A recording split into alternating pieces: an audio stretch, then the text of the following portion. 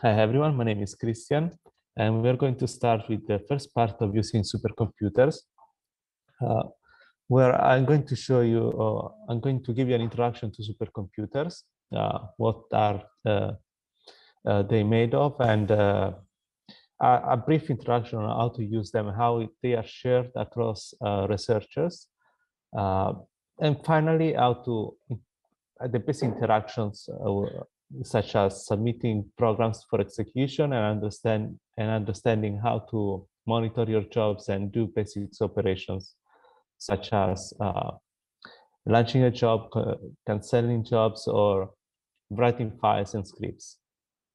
The only prerequisite knowledge is Linux, because supercomputers run Linux, the operating system Linux. And yes, we are ready to go. And we start with an overview of supercomputers. A supercomputer is an hardware and software infrastructure dedicated to computing. It allows researchers to perform very big calculations. The number one supercomputer by capacity, by compute capacity, is Fugaku. It's shown here as an example. And it is capable of performing 415 petaflops. That is a billions of operations per second.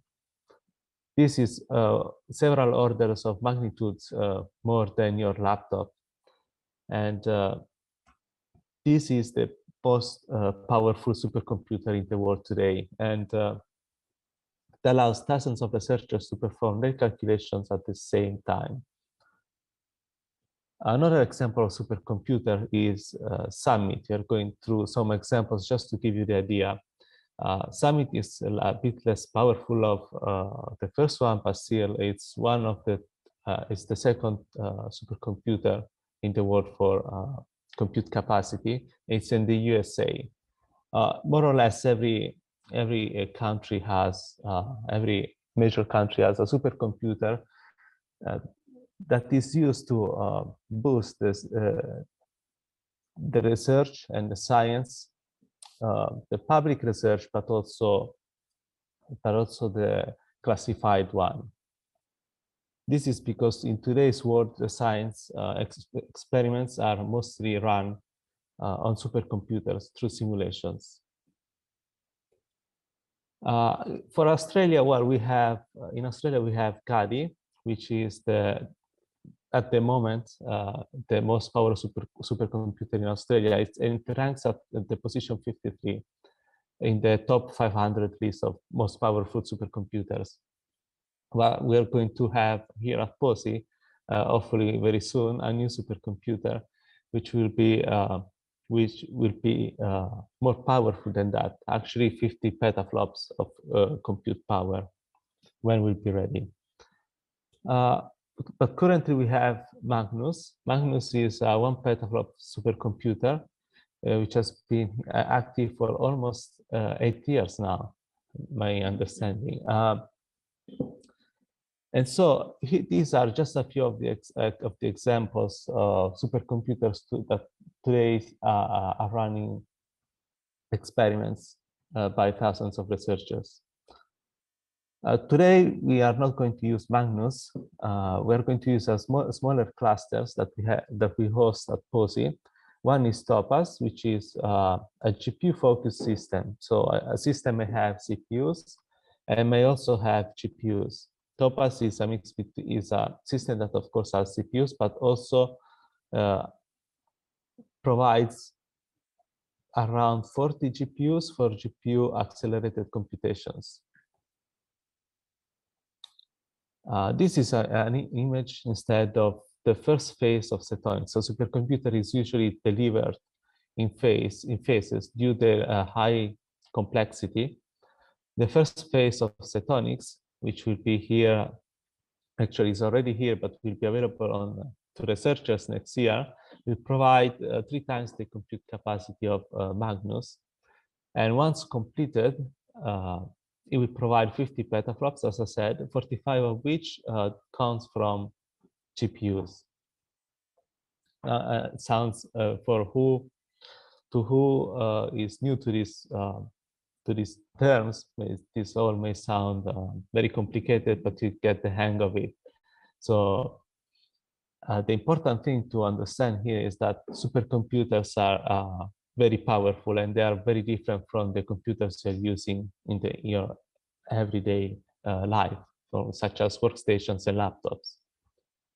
The reason is that supercomputers are made to be used by several researchers at the same time, and it has to provide an enormous quantity of compute power. To do so, a supercomputer is made of several, actually many we can say many computers put together. But these computers are not are similar, maybe similar in performance as a workstation, but the architecture is actually very different. A supercomputer has a complex hierarchy. Starting at the bottom, we have the compute plate, which is made of usually on this system, the representative is made of 4 compute nodes, but usually several compute nodes. And the design of these nodes are optimized for taking the least space possible, because these plates are then put together in what we call chassis. Each chassis has around 60, in this case, 64 compute nodes packed together, again, to minimize the space utilization, but also try to decrease the energy dissipation, and try to, the whole design is focused on packing together in the least space, least amount of space possible, as much as compute power. And then the chassis are put together in what we call cabinets. Each cabinet, we can see, provides already around 400 compute nodes, that is 400 computers. And finally, a whole supercomputer is made of hundreds or even thousands of these chassis, of these cabinets. And the nodes are then connected together through a very powerful networking infrastructure that we call interconnect. So a supercomputer is not a single computer, a very powerful single computer or big computer, but it's many, many computers connected together to provide a huge compute capacity. From the user point of view, a supercomputer can be abstracted in the following way. We have several types of nodes. The first type is the login nodes that we have encountered already. These are computers, let's say, designed specifically to let the users access the system. Then we have the compute nodes where the actual program, the programs of researchers run on. They are the allocation of compute nodes to the various programs is decided by the scheduler.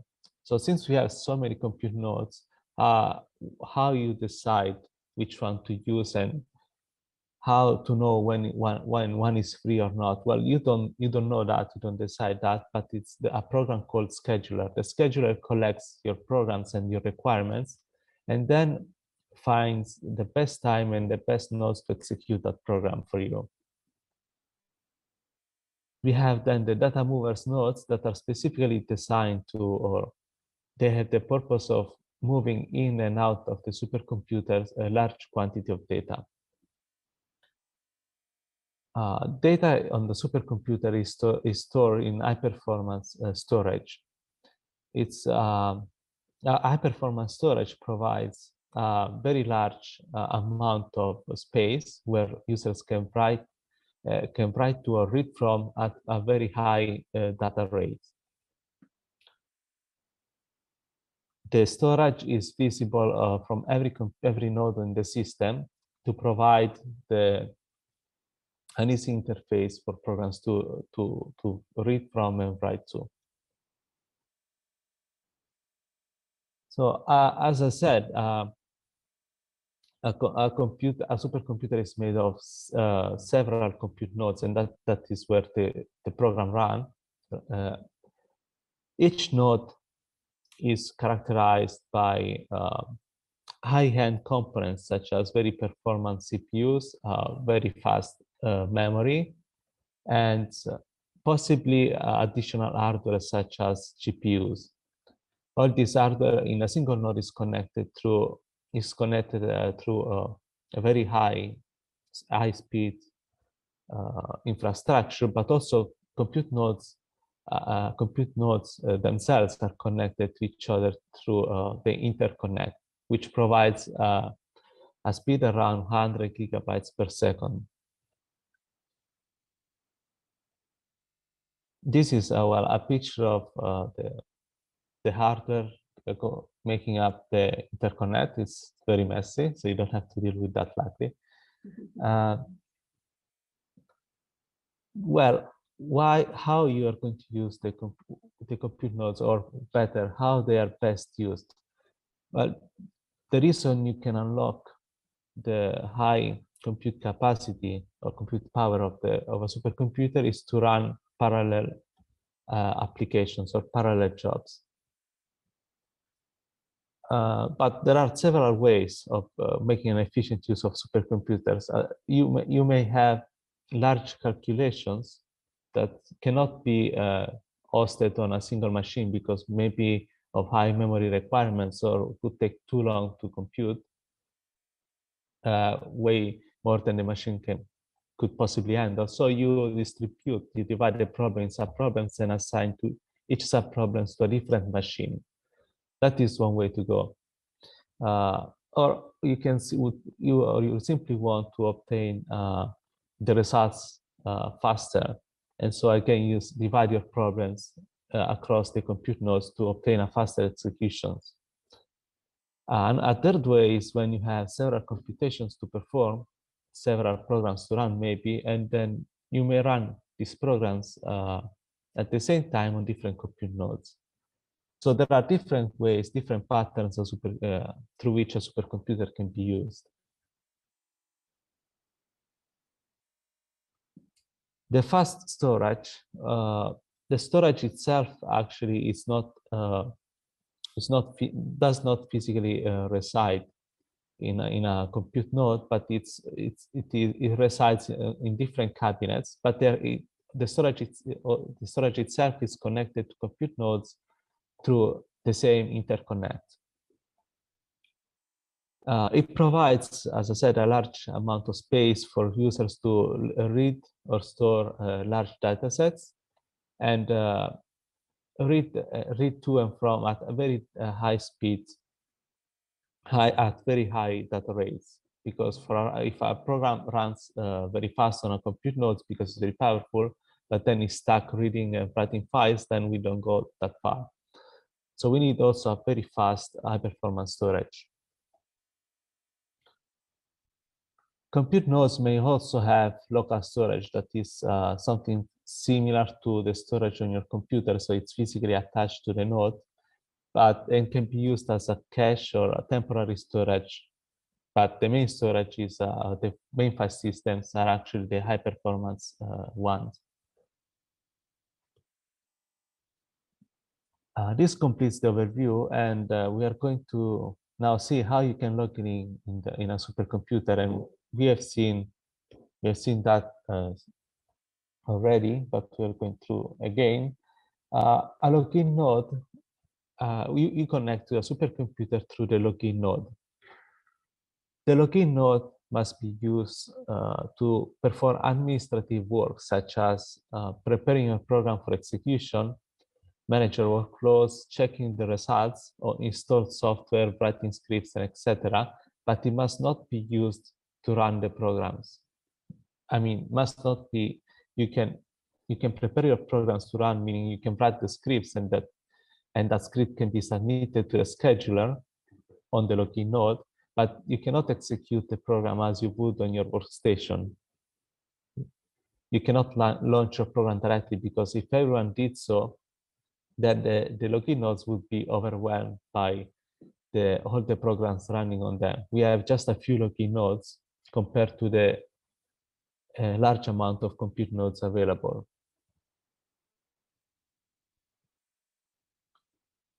This is an example of terminal where now we have seen how to log in on Zeus or Topaz. You log in through, you don't have obviously a screen on a supercomputer. A supercomputer is a big infrastructure in a very isolated room, so you don't have physical access to the supercomputer. You connect to a supercomputer remotely using your own laptop or workstation and a program that implements the SSH protocol, which can be the SSH command or MobaXterm, for instance. And hopefully you all managed to get on the supercomputer by now. If not, you can write on the chat. Someone will help you. This is the first exercise we have. The exercise will ask you to simply log in on Zeus and see if you can perform these simple operations. When you connect on the supercomputer, you will have you will be shown a prompt. If successful, you will be shown a prompt that will accept commands such as cd, pwd, ls, the normal Linux commands you would execute on your Linux machine if you have Linux. But this is running on the login node. These commands are running on the login node, and they are to be used to prepare your workflow and to submit the jobs to the scheduler. I guess I'll give you a couple of minutes to try again this one. I guess I can do it together with you.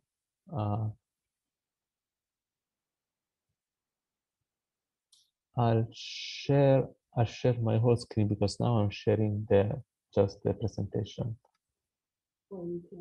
Oh, I think oh, okay.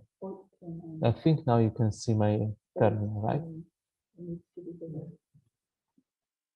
Okay. Okay. Better?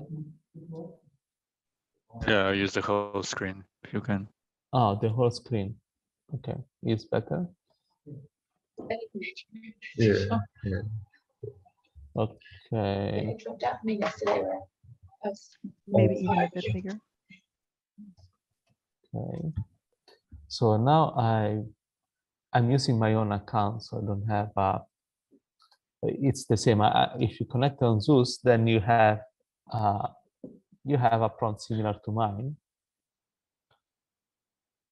And if I type the command pwd, it shows my home directory. Unless we show the content of my home directory, I have a few files now. And if I type host name, for instance, well, it returns Zeus1. Zeus1 is one of the login nodes. So to show that we are actually on the login node of the supercomputer. Because this exercise is more to verify that you actually can connect. So I'll move on now. And the second exercise is actually to do something a bit more complicated. Well, no, I wouldn't say complicated, but Christian, just before they Git, maybe they need to change to CD to my Scratch, just to be sure. yeah, sure. So the directory were created, right? So you all can cd to my Scratch. This is an environment variable which is defined when you log in, and it's just a shortcut to this directory, which brings you to one of the high performance file systems that we have, which is suited to run intense higher computations, even though right now we are not doing so, but it's always a good practice to run, to write and read your data from the scratch file system. So while you're doing that, just a reminder that CD is change directory and ls is list what's in the directory. And it looks like there might be a little bit of issues going on with my Scratch. And I think Pascal is doing that in the background.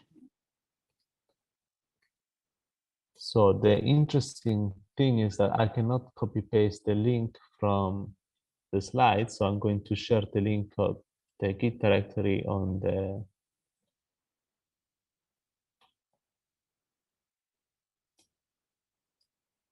on the chat.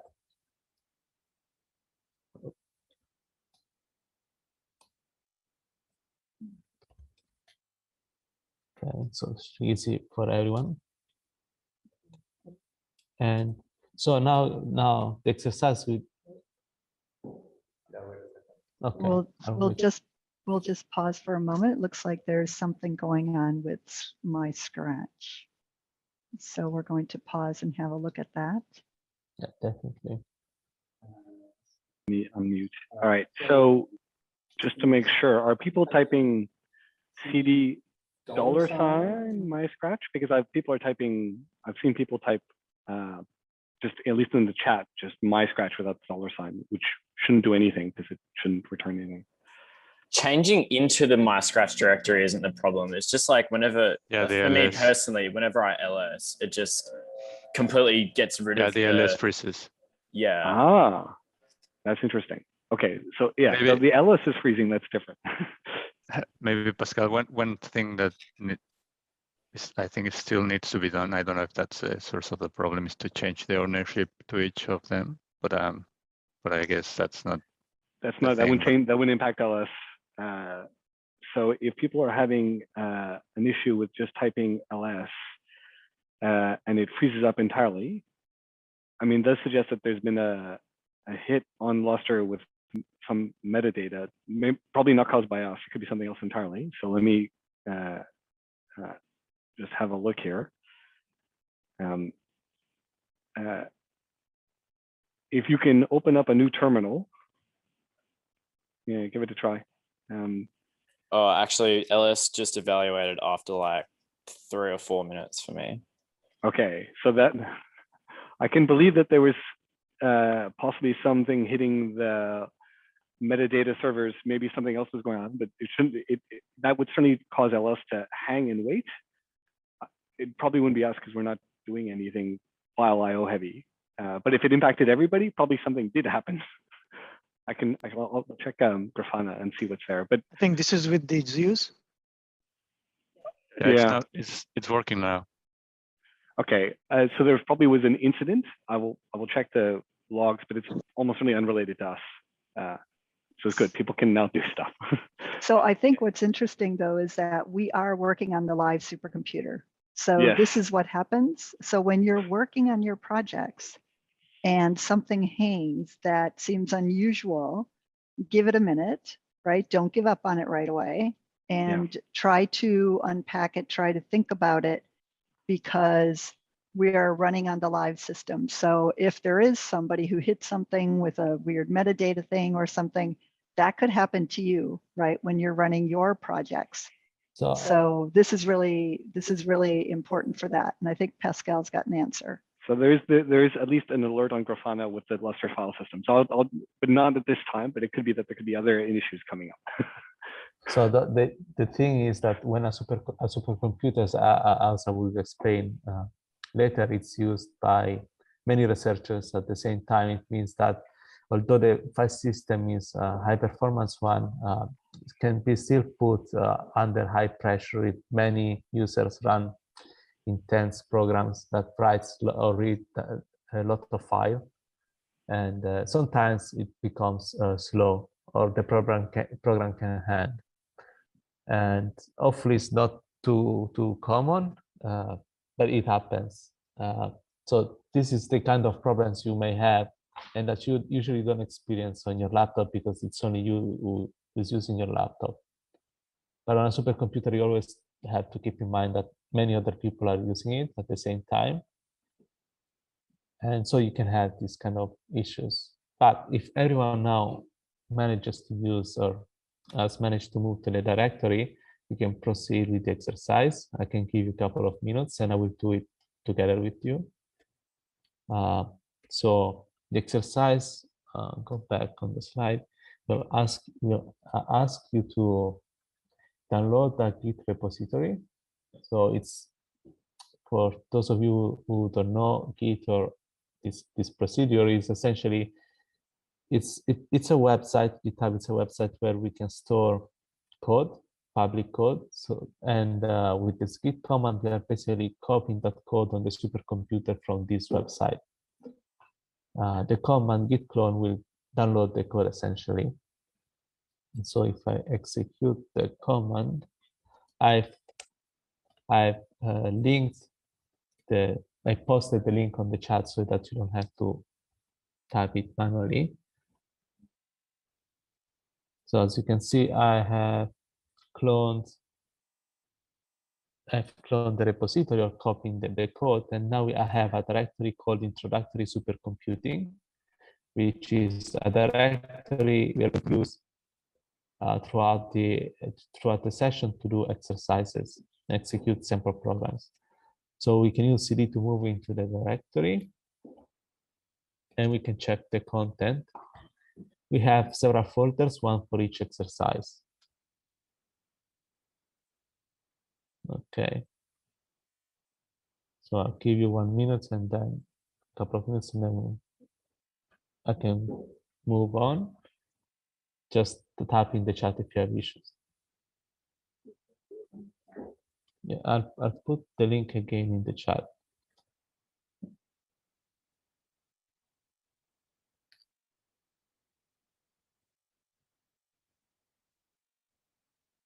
Okay.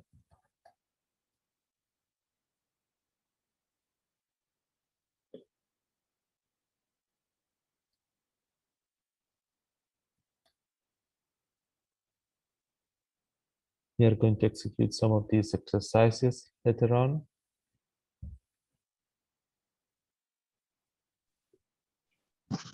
And just as a heads up, so there is time that you can work through exercises later. So if you feel like you're getting a little behind, please do let us know in the chat. But don't worry. There will be time throughout the day to continue to work through what's going on, to practice, and to get you comfortable on getting in, SSHing in, doing some of the commands, and yeah, we'll make sure that you're comfortable with that.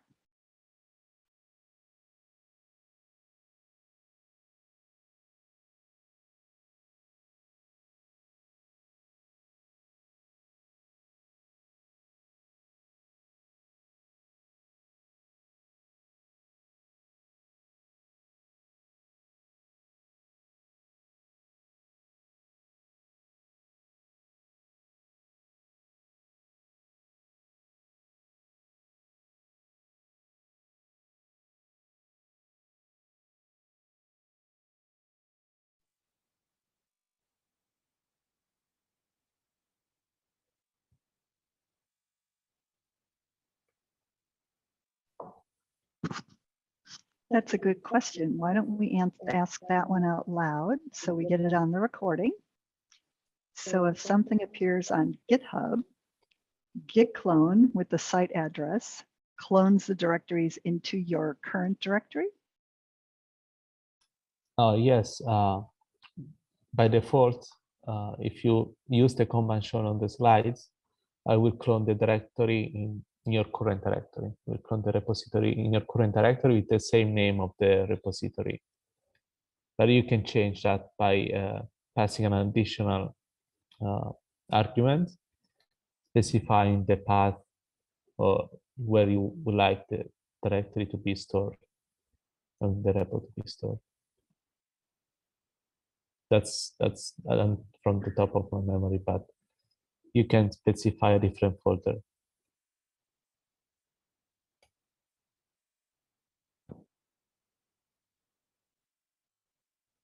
Okay. Couple of more seconds, I guess, and then you can try to move on.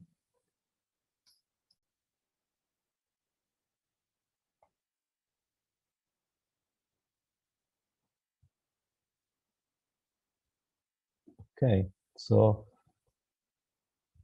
we are at the end of the login slides. Then the common problems that you may have already encountered is that, for instance, you can your access may be revoked due to many failed login attempts.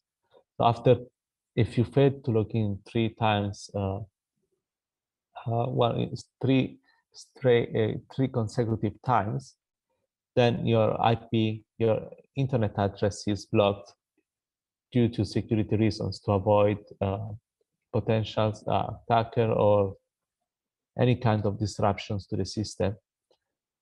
If you are in that position and you believe that it was an accident, then you can write to our help desk email and ask to be unlocked. Other problems may be you forgot your password. Well, not in this case. We are just using test accounts, but when you will have your real account, you may forget your password, and so we have a service to reset the password. Sometimes the supercomputer is unavailable due to maintenance. We are fixing things or improving stuff, and so we need to take away the access from users so that we can work on it. And so if you realize that you are not able to log in, it's maybe because the system is unreachable for the moment. And you can check when this is the case on this web page. We have a maintenance and incident page where we post or we advertise actually earlier the outage. That's a really good point, Christian. So you're locked out after 3, potentially 3, because it thinks if you do 3, one right after each other of them, you will be locked out. But also it's good to keep a lookout, because I think it's the first Tuesday of every month there is some maintenance on the systems. So you want to make sure that you keep looking at the maintenance schedule and don't leave anything to the last minute in case there is a maintenance schedule going on for the supercomputers. Pascal? I was just going to mention that in terms of SSH, it's not that 3, let's say if you put in the password, you'll try to log in, so you put an SSH command once, you have 3 attempts to put in the right password, it then closes the connection. It doesn't fully block you out, it just closes the connection. It's if you do that SSH command many times, always putting in the wrong password, that it'll then start looking at your IP, and it's also usually key to the rate. So obviously for denial of service attacks or other attacks, the reason why some programs like FileZilla, like transfer programs that people might use that have graphical interfaces are a bit dangerous is because they have this automatic retry if there's a failed attempt, and that automatic retry will try continuously super fast. So for us, it looks like someone's trying random passwords or the wrong password over and over again very quickly. That looks like an attack. And so then it definitely gets blacklisted. If you type in your password 3 times and then get the connection closed, and then you type the SSH command again, and you type 3 times, the password gets closed, you type it slowly. I would take a moment to make sure you got the right password. If you do it again, that's when it gets an issue. So it's not just 3 attempts, it's 3 full attempts of SSH with the wrong passwords all the time. That ends up being an issue.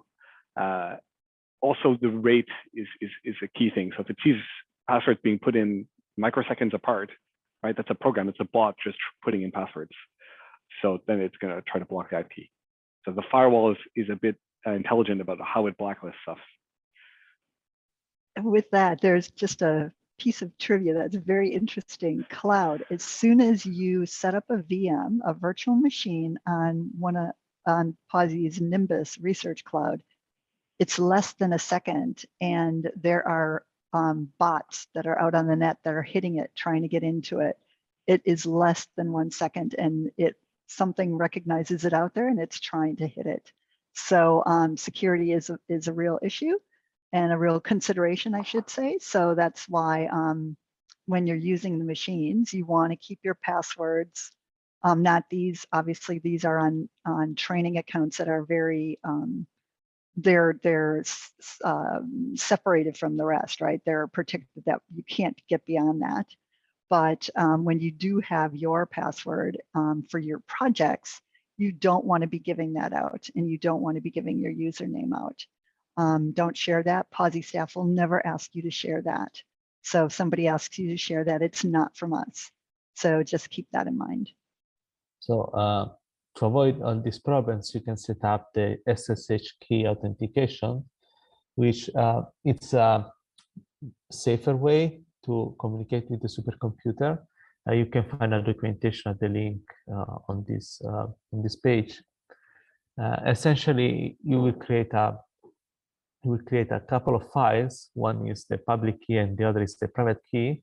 You will copy your public key file on the supercomputer and use your private key, and the pair private public key will be used by SSH to communicate safely with the supercomputer without you being asked for the password.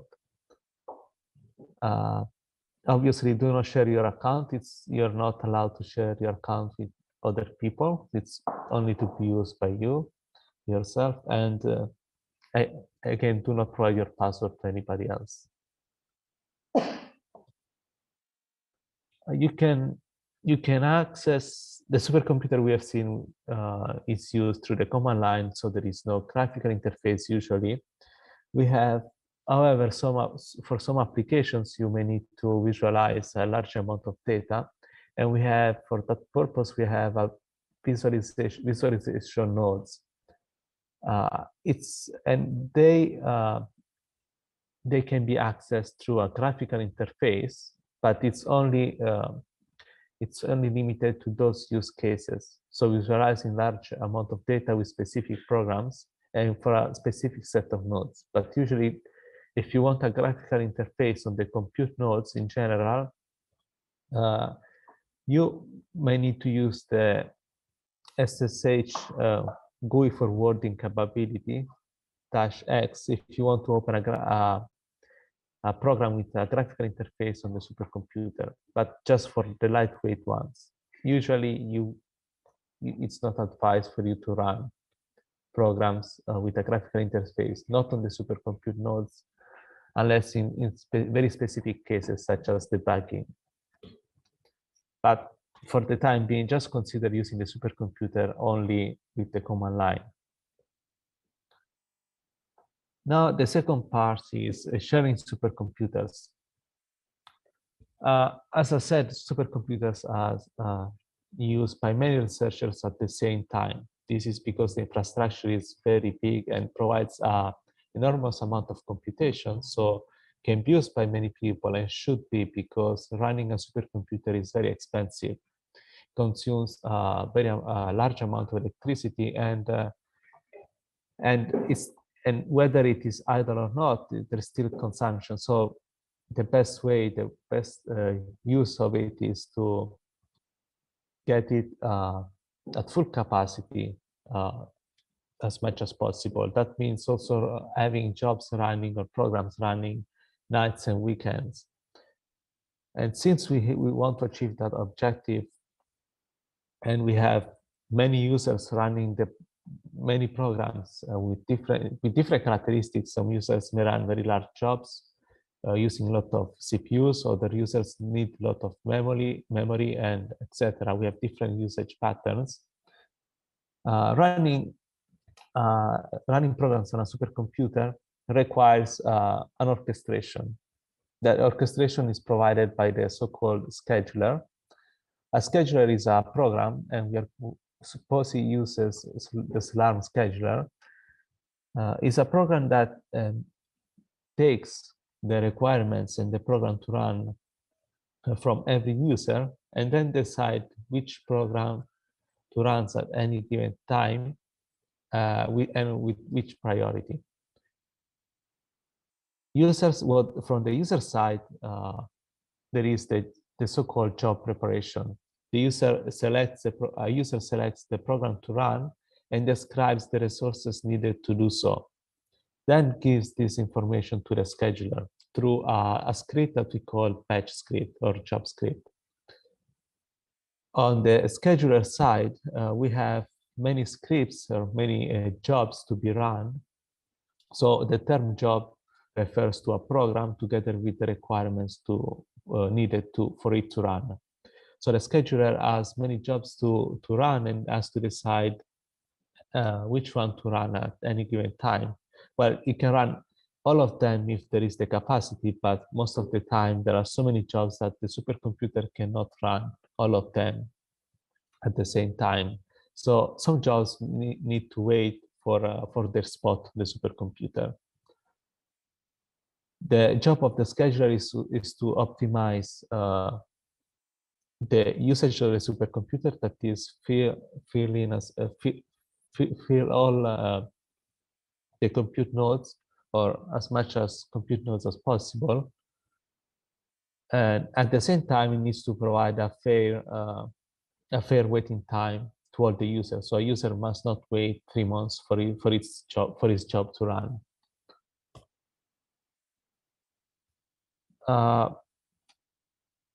What we have is that from the scheduler perspective, the compute nodes are divided in partitions. This is because we may have some nodes with some characteristics and other nodes with other characteristics. For instance, some nodes may have only CPUs, other nodes may have also GPUs, other nodes also may have a higher quantity or amount of memory available. So based on the compute node characteristics, we have different partitions. But to each partition, we have an associated queue to which users can submit jobs. So if a user has a program that needs a lot of memory, can submit a job to the high memory queue. Or a job needs GPUs, then the job can be submitted to the GPU queue.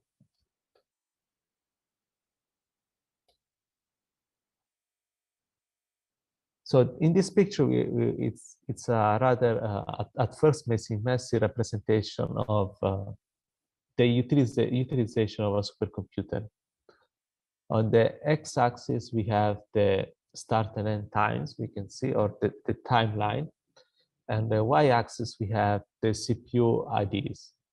And each color rectangle is a job which spans a certain timeline, a certain interval in time, and a certain range of CPUs allocated to it. And we can see that the scheduler tries to fill in every gap in the graph. So we have many jobs running at every point in time. The key point here is that your job may not run instantly like it happens on your computer, but it may most likely waits in the queue for a certain amount of time, can be hours or sometimes even days before it runs. And so you need to automate as much as possible, write your scripts such as that it's ready to execute at any point in time, and then go and do other stuff. You don't have to wait in front of the screen for your job to start.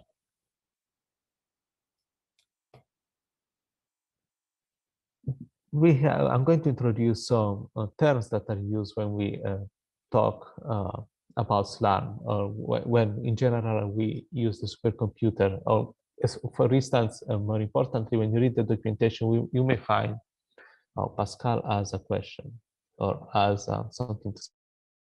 Just something to say, which is that apparently the ICRAR people at ICRAR Curtin had a fire drill, so they were away for 10 minutes because they had to leave their laptops behind while their fire alarm went off. So if we can do a quick recap of the last maybe 3 slides Oh, for yeah, the ICAR definitely. people? I'm sorry for that. Hopefully, well, luckily it was nothing. So as I said, I was saying that a supercomputer is shared among thousands of researchers, and so there is the need for an orchestration of the programs, the execution of the programs, and users so write scripts. Users write scripts where they specify the program to run and also the requirements for it that it needs to run. And the scripts then are submitted to a program that is called a scheduler. A scheduler is a program that takes the various programs that are submitted by the researchers, or the various scripts submitted by the researchers, and then tries to optimize the use of the supercomputer in a sense that it tries to run as many jobs as possible, trying to fill in all the space or all the compute nodes, and at the same time it tries to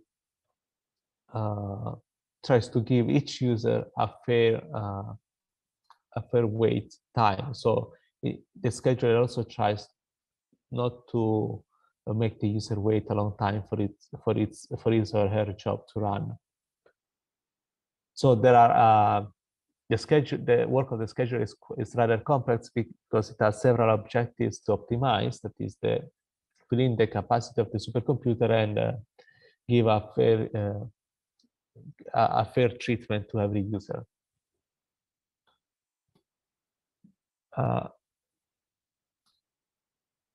The scheduler partitions the compute nodes in different sets. These sets are well partitions, and each partition, and it is done in this way because there are nodes. Compute nodes are not equal. May or may not, but usually we have different sets of compute nodes with different characteristics. Some compute nodes may have a higher memory available, or may have GPUs. Other nodes may have only CPUs. So for different types of jobs, we have different types of compute nodes that can support them. To each partition, we have an associated queue to which jobs are submitted to. In this picture, we have a representation of the scheduler program, let's say, or the schedule, actually, the schedule of the jobs. And we see that on the x-axis, we have the timeline, and the y-axis, we have this allocated CPU cores. And each colored rectangle is a job that is running on the supercomputer. And the scheduler does a good job to fill in the gaps. Each gap is idle time that can be used by a job, if possible. The key point here is that you need to prepare your program for execution such that you don't have to wait in front of the computer for it to start and check on its progress. You need to automate as much as possible such that you can submit the job to the scheduler, your program for execution, and then go away from the screen and come back whenever to check how it's going. But the job needs to must be able to execute autonomously without user interaction. I'm going to introduce now some terminology that is used throughout our documentation. It's common terminology across supercomputing centers. So as I said, a partition is a set of nodes with an associated job queue. Each partition characterized has some characteristics. Some partition may have a longer word time, or allows a program to run for longer times, or gives access to a higher quantity of memory, as I said. A cluster is all the partitions, and usually corresponds to a supercomputer. So sometimes you can here a person calling the supercomputer a cluster, or vice versa. It's basically the same thing.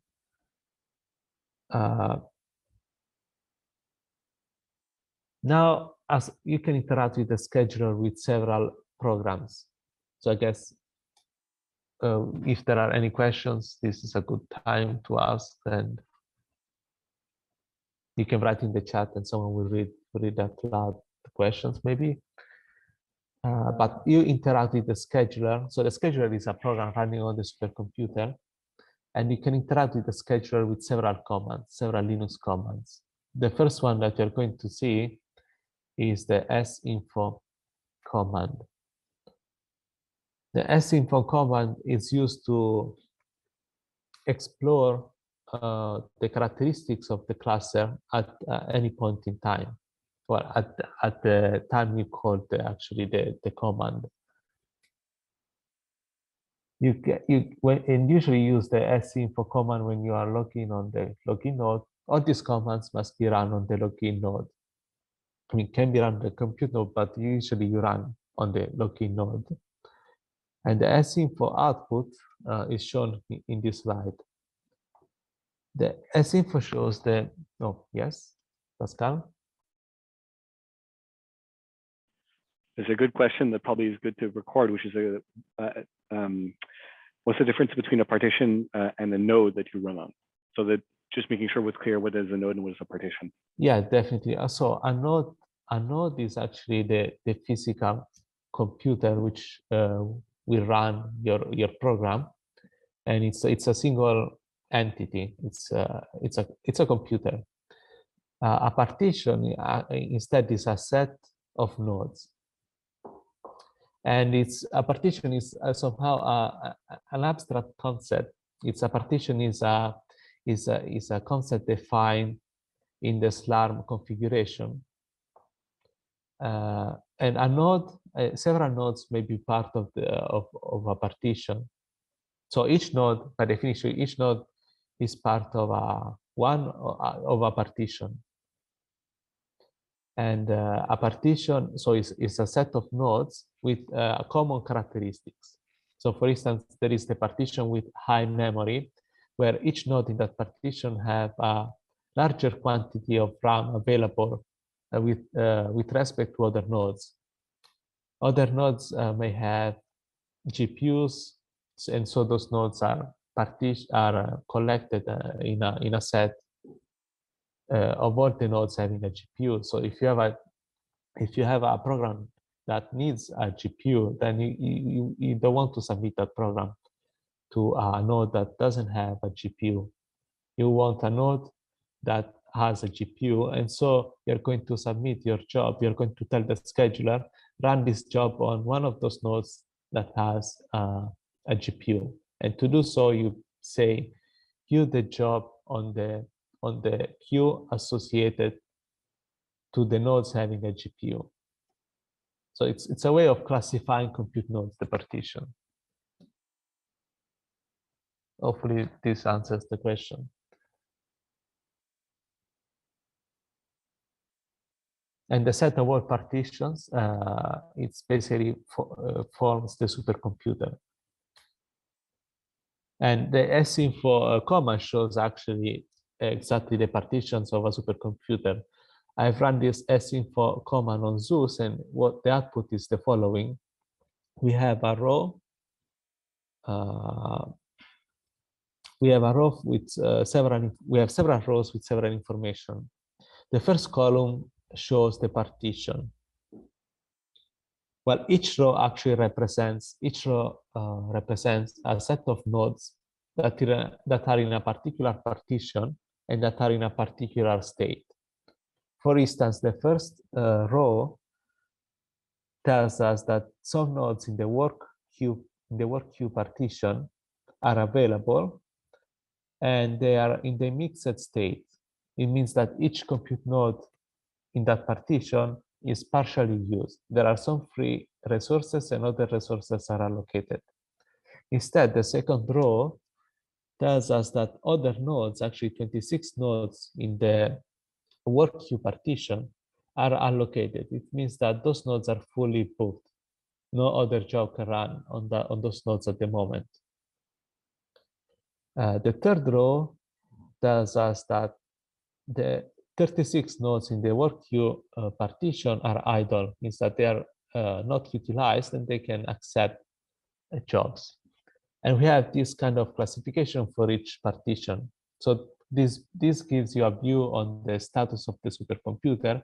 I typically use this command to see, okay, there are nodes available for me to run my job at the moment, or how long, or what are the characteristics of each partition. For instance, we have that you can see that for the work queue, you have a time limit of 1 day. The time limit is the maximum amount of time your program can run for.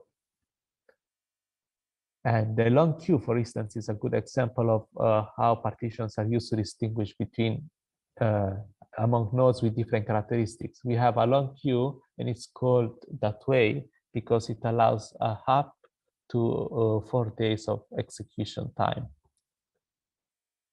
The high memory queue has a higher amount of memory available, which is not shown in the default output of sinfo, but you can customize the output with several options. So you can see the CPUs, the number of CPUs available on each node, the number of nodes in the partition, and also the various host name of each node in the partition itself. So basically use this command to see what partitions are on the supercomputer, how many nodes are there, how many cores, and what is the time limit.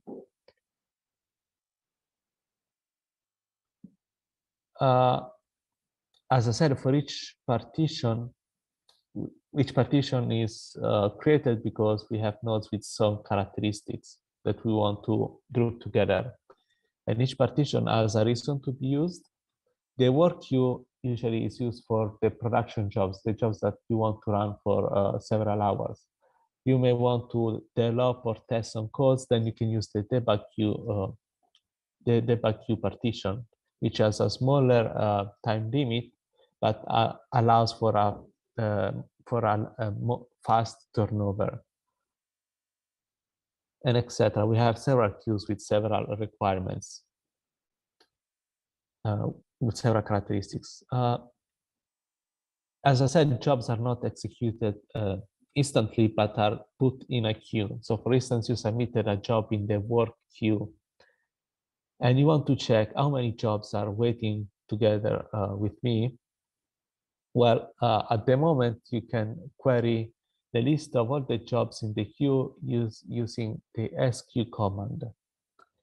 The SQ command will show you, and here is the output, will show you the list of jobs that are queued in a particular queue.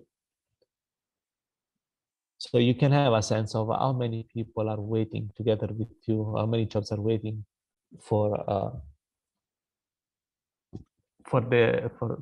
to be run, essentially. And in particular, SQ will show both the jobs that are waiting, that are the state is PD, so pending, or jobs that are currently running. So the first 3 jobs in the output shown here are running, and the others are waiting.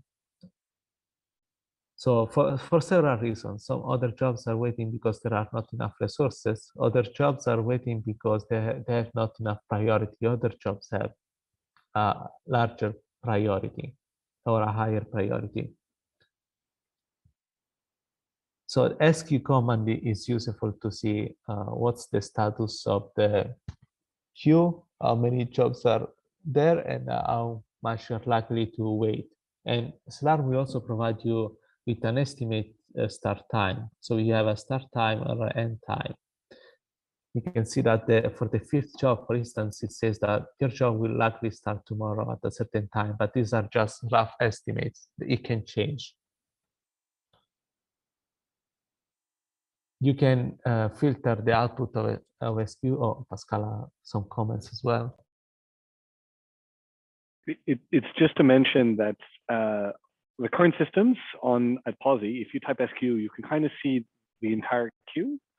But going forward, there'll be filters so that you can never know what the queue is like in its entirety, except for your group. because and there are other clusters as well that are moving towards kind of not being able to see how everybody else's jobs are running. Because if you are not part of the group or not part of the, like in collaboration with that particular user, whether you should have a global perspective of the supercomputer is an open question. There's also privacy as well, like what jobs could be running. So if somehow you guys going forward eventually manage to get on Cetonics, SQ will behave differently. You will not be able to see everybody just typing SQ and looking at all the jobs that are running or in the queue. You'll see essentially either your jobs or the group's jobs, and that's it.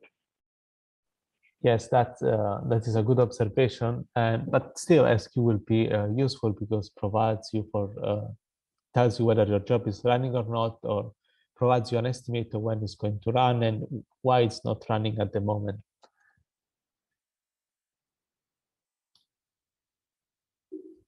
Even here we have several fields. We have the job ID. Each job is given a unique ID you can use to query information about the job, the user who submitted the job, the group or account, the partitioner, etc. I hope you can try these commands as we go along. I think it should be fairly easy. If someone has a problem executing these commands, please write in the chat. In fact, we have another exercise, and I can give you a couple of minutes to practice with the command. Yeah.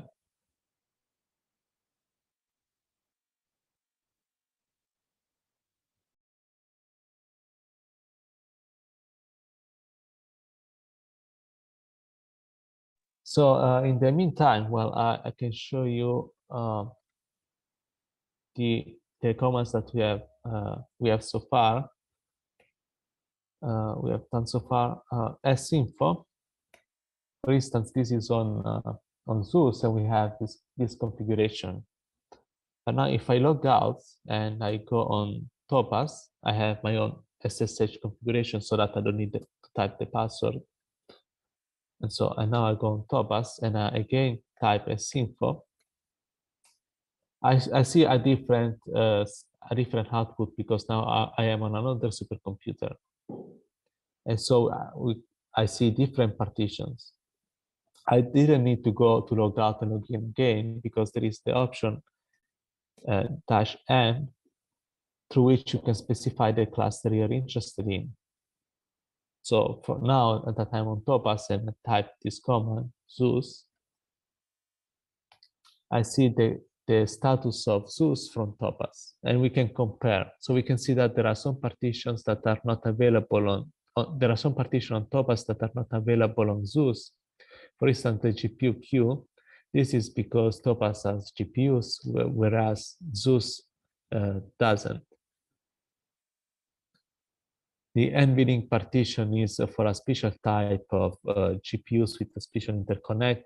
But the point here is that we have several partitions on several supercomputers because these supercomputers different in the usage and use cases that they support. Now I try the SQ command on Topaz, and I see that there are a lot of jobs submitted to the GPU queue. Well, it's the main queue used on this supercomputer. But we have also another partition which is called acceptance. Apparently, our admin are running some tests on the supercomputer. So you can see there are a lot of jobs running, but also a lot of jobs waiting to be run. And there is and you can see why they're not running by looking at the column that is called reason. The reason they're not running is because maybe the request node is not available, or there is a dependency that is another job has to complete its execution before this one can start, etc. So the output is a bit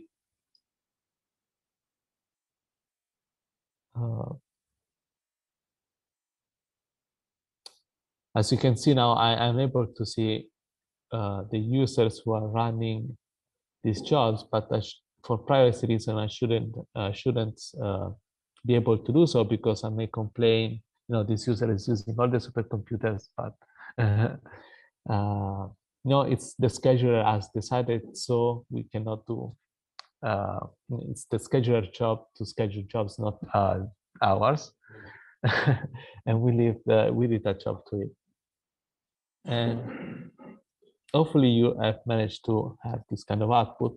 So if you sometimes you just want to look at your jobs because you want to look at the status of your jobs and you're not interested in the others. And then what you can type is sq --me, which shows you, and it will show you the jobs, your jobs in the queue. Currently, I don't have any job in the queue, so I see no output.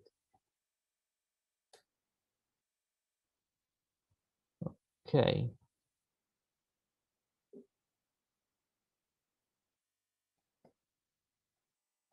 So sometimes you can see that with SINFO, sometimes you will see that some nodes are down or drained. These are particular states that basically indicate that the nodes are not available for several reasons. Sometimes you can see that one node is reserved, and this is reserved because we are currently having a training and we took that node and we reserve for this training. No one else can use it except us. Okay, we can move forward if there are no questions. We can have actually, maybe we can have a pause at this moment. It's been 1 hour running. I guess we can have a pause at 10 minutes pause, and then we can go back to the training. This is a good time to break. Okay, so in 10 minutes.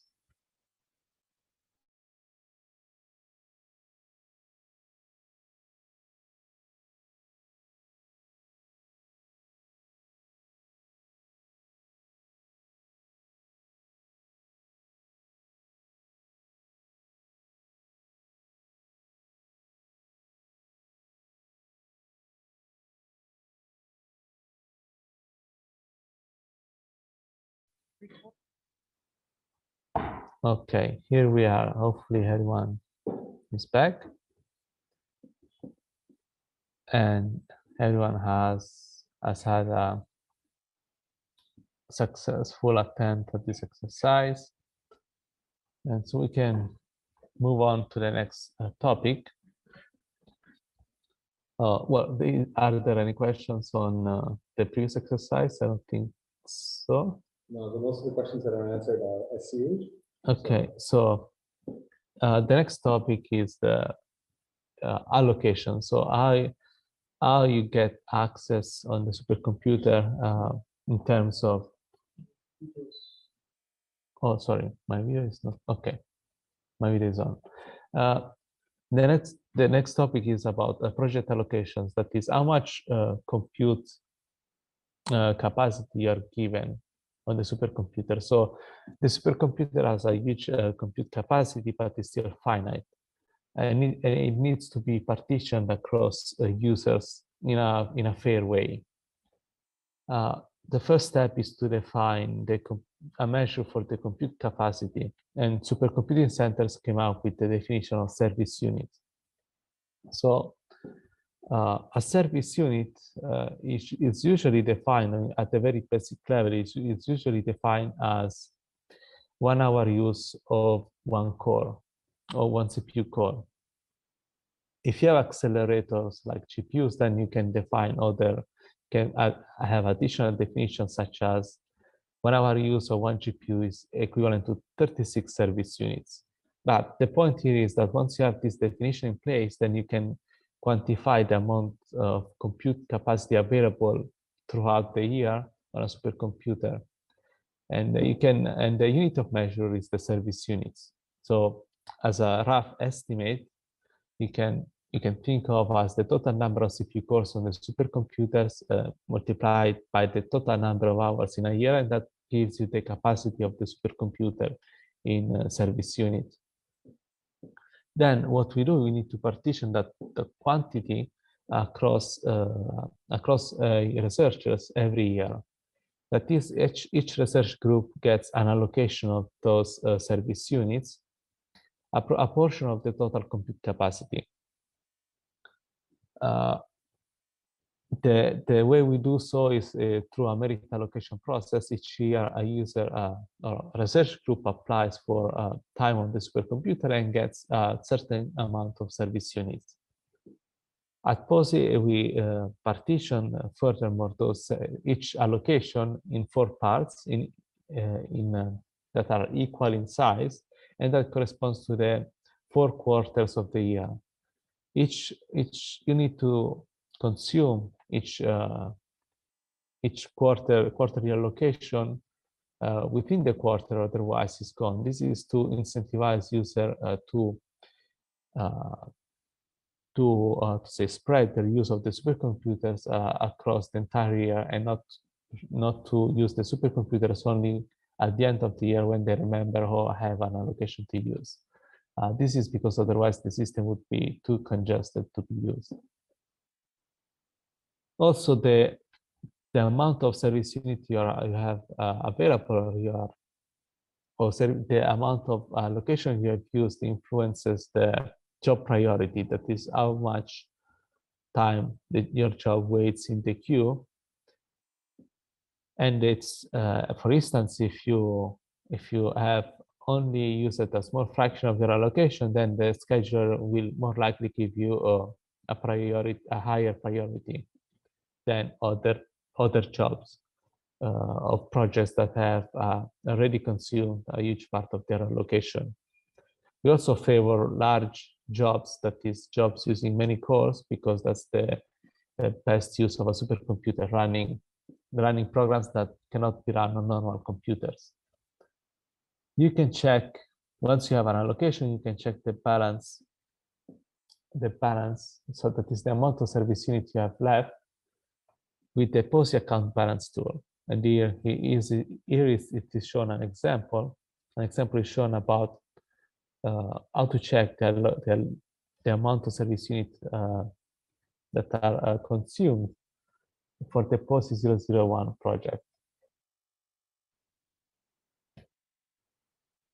So there is a question about service units, right? You told me. So good. John did have John, I mean, I remember seeing Alexis commented you can unmute. Do you have a question you want to ask? I was actually, I think Danny put a question in the chat as well about the priority column in when you did sinfo or one of the other, sorry, I forgot which command it was, but. Yeah, so the sinfo, if you look at the priority number, the number itself is it's only useful in terms of relative. So it just tells you relative what your priority is relative to other jobs in the queue. So if you saw a number of 6,000, it in itself is informative. It's the priority relative to other priorities by Slurm, and the priority is dynamic. So it will increase as time goes on, but also if you had a low priority, but suddenly there's a really easy slot to fit in that job, and it's short, it might fit it in. So the priorities are indications. Higher priorities are more likely to be scheduled in lower priority jobs, but obviously it also depends what Tetris you can do with the job's resource requests, right? Okay. So higher priorities indicate that it's more likely to be scheduled, but there's no value at which you suddenly go, I know I'm going to be the next job running. The priorities kind of give you, and the start time give you an indication of when you expect to start and what priority you have. But that's essentially it. And they're not consistent across clusters, right? Like the priority values are varied between clusters. So if you look at it, yeah. One thing I want to add is that you actually can have a breakdown of that priority value. Yeah. There is the command as prio, or here the auto completion helps me. That gives you a, if we open the month page, it tells you that view the factors that comprise a job scheduling priority. So you can see the various reasons why your job has that priority. So I'm not sure I can see the priority of other jobs. Probably I can. You can give it a try. For instance, we have, if you go in the queue, Can you increase the size of your window? Oh yeah, you're right. And maybe decrease the size of the fonts. So for instance, let's just take this job. And then I do as prior dash J, that stands for, oops, for the job. Unable to find jobs, so probably because I cannot, it's not my job, so I cannot of course pick into the other job, but essentially this will output breakdown of the various components that make up your priority. But I don't have a quick example to show because I don't have any jobs running at the moment. Yeah, okay, that's cool. If you don't mind, I was also going to ask if you could repeat what the up and down in underneath available meant. So up means that the node is up, means that it's working. Okay. Means that it's functional. Yeah. Sometimes it's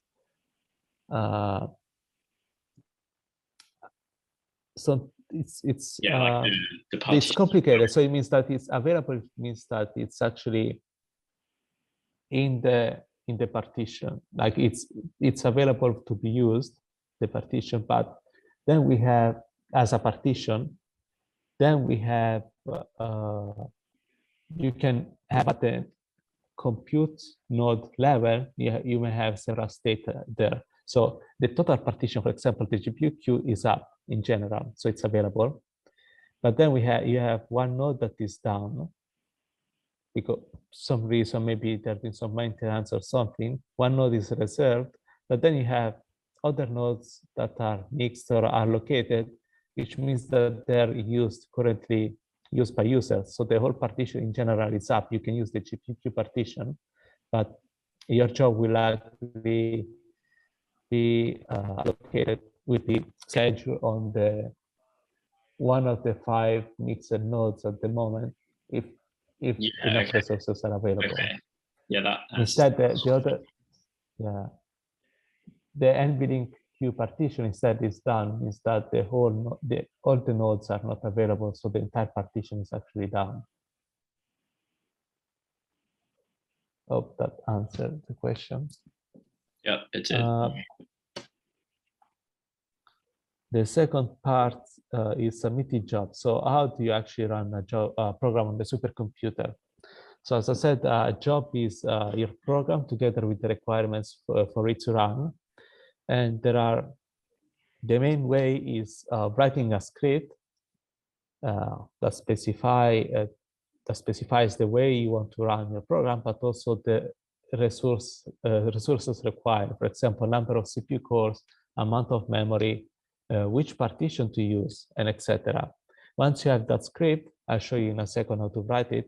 You submit it to the scheduler with the sbatch command listed here. SQ, we have seen the command, and scancel is actually will tell the scheduler to actually not execute the job anymore, and if it's executing, cancel it. These are the main commands to interact with jobs. As I said, once you submit the job, you have an unique identifier for the job so that you can query information about the job. The script, you specify a job using a script, which is a bash script typically, or a CS script. But we advise using bash. And essentially, it's made up of 2 parts. The first part that are bash comments. They specify. Let's see if I have an example. Yes, here we specify the resources. So these are bash comments. So bash won't interpret them, but Slarm will. And in particular, through the syntax, you can specify several properties, such as the job name, which gives a job which gives a name to the job, and it's easier then to find the job in the SQ output, for instance. Then you can specify the account. So which account will be billed for this run? So each account has an associated service unit amount available, and that account will be billed for the job. Then the most common properties are also the number of nodes requested, the number of tasks to run per node, that is the number of processes to spawn per node, and the CPU, the physical CPU cores assigned to each task, and etc. So this is the syntax to specify the resources. And then you can write your script. This is an example, and you can proceed writing your script in a way that then executes your program. This is a very simple example, and we are going to just execute the hostname command for here 20 times. Each 15 seconds, we execute the hostname command for 15 seconds. You can see that each script needs to start with the shebang line, that is specify which shell is going to interpret the script. Then you have the comments with the requirements. Each comment needs to start with the sbatch keyword, followed by the options. You can check the options are available for the sbatch command using the man page of sbatch, but these are the typical ones. So in this example, we are running a single process on one node, and the execution time, the time limit is 5 minutes. We are going to also use the reservation we have in turns queue, so that the job will be assigned to a node in the reservation. I'm going to explain reservations in a few seconds. But this is it. This is our first examples, and let's see if we have. We have the exercise. But first, the nodes on the reservation. So we have spoken about partitions. That is a way of grouping nodes, but we have also reservations. A reservation is essentially taking those nodes and reserve those nodes for a particular purpose and for a particular set of users. On the other hand, partitions are available to all users of the supercomputer, so you don't know who's going to get the access on the partition at which time. On the reservation, you actually know the users that are allowed to run on the nodes in the reservation. Usually, in our case, we have a reservation called interns queue, and just the people in the interns queue group, that the people that are in this training, can use the nodes in the reservation. So it's kind of a partition, but it looks like a partition, but its access is restricted to a certain set of users. And we can specify the reservation using the reservation -- reservation option. Okay, finally, each job has an associated output, that is the standard output, the standard error outputs that you normally have on your computer as well. The output will be written and redirected to the file, to a single file by default that is called // and the job ID. And that this collects the output from all the processes. So as I said, you can run a parallel program, so different processes, and the output of each one of these processes will be redirected to this output file.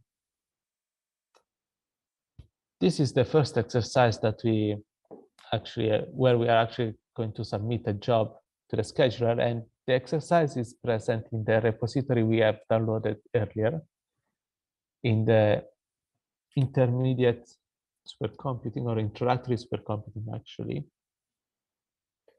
I'll go on Zeus.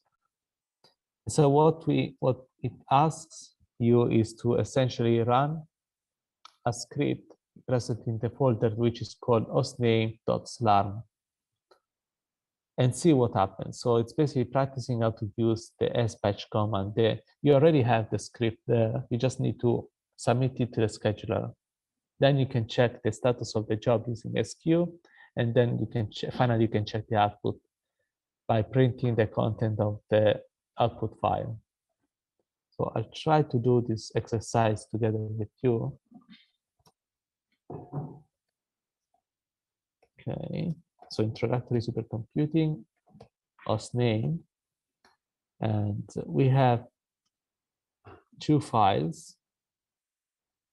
You should use the actually hostname.slarm. The other file refers to another scheduler that we don't have anymore, so we probably should delete it from the repository at this point. But anyway, so let's take a look at the hostname.slarm. And we can see there is actually something to be modified in this script. The reservation for today's course is not called Q, but it's actually called interns Q. So if I leave it that way, course Q, and try to submit this job, what happens is, let's see what happens. If I use as batch, it, Of course, it's rather interesting. yes, and that says the fail, its job submission failed, and the reason is requested reservation is invalid. It means that does not exist. This is because the reservation for today is named interns queue. Okay, so if I modify this and try again,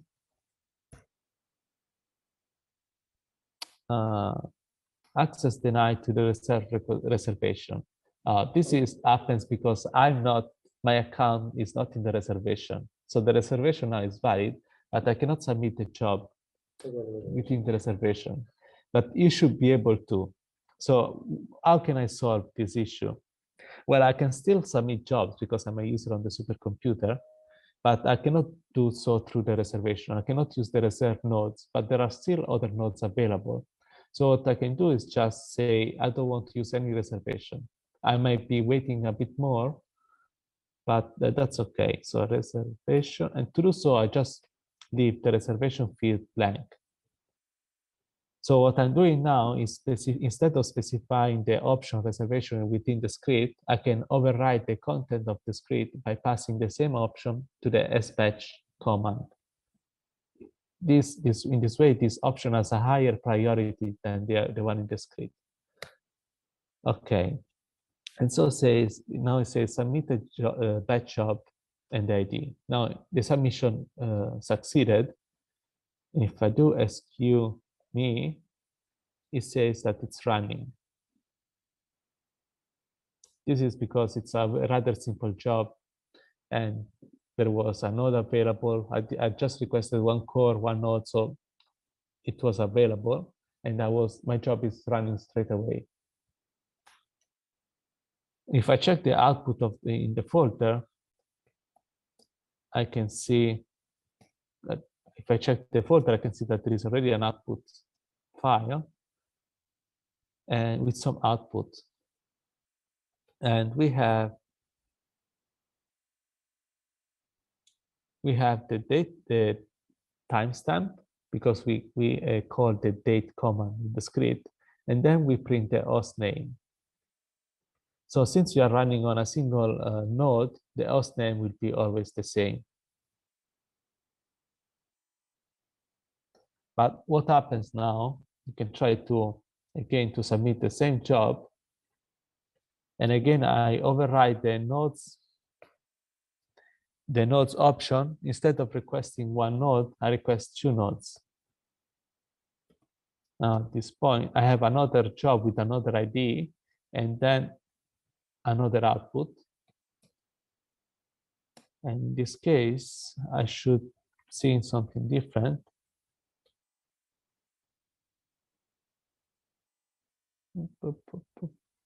It's the same host name. HQ me. So there's one as 2 nodes available. It's running.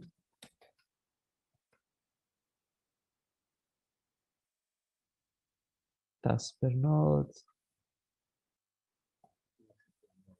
is to check again the output. Interesting.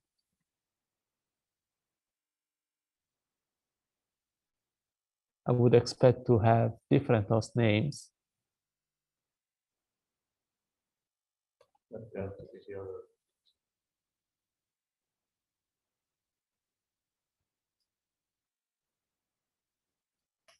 So, well, let's see the reason why. Maybe that the other is still sending the output to the file. So I'm not sure yet, but how is it going to you? Have you managed to submit the reservation? Is there any question I can answer in the meantime?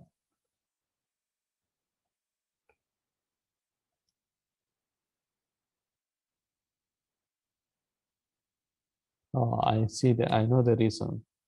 The reason is that I need to run this command. Yeah, now I need to run the command on multiple nodes, and to enable parallel computing, I need to use srun. So what I'm saying now is that I'm launching the hostname command on 2 nodes.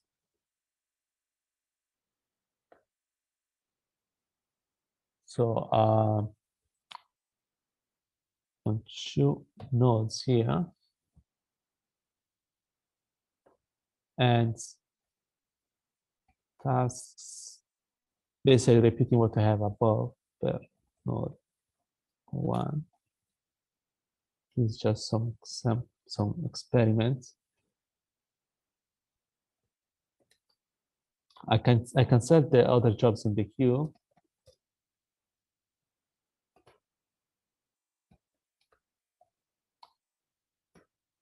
And now I delete the output of these ones. So this is just to show you some stuff, but it's quite advanced and will be shown later. Oh, okay. Clearly, I need to again submit this. Okay.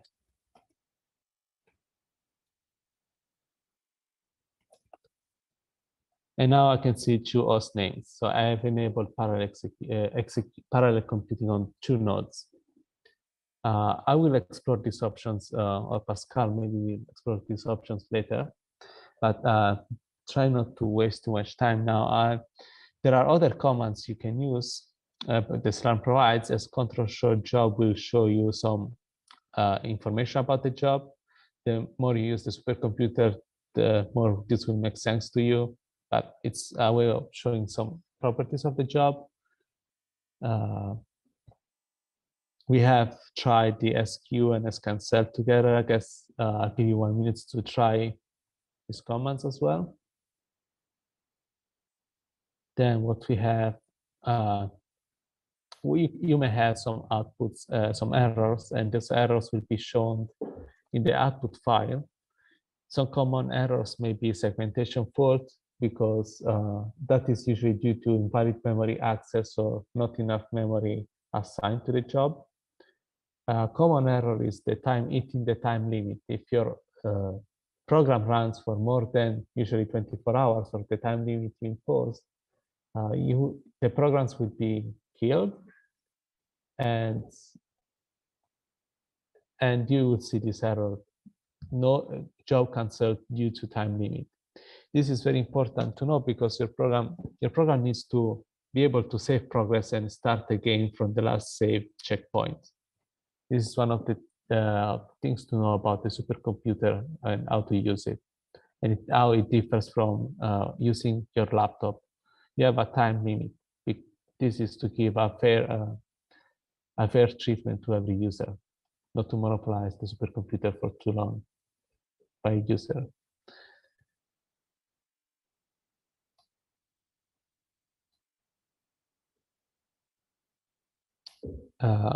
Other exercises explore the various combinations that I actually shown you, passing the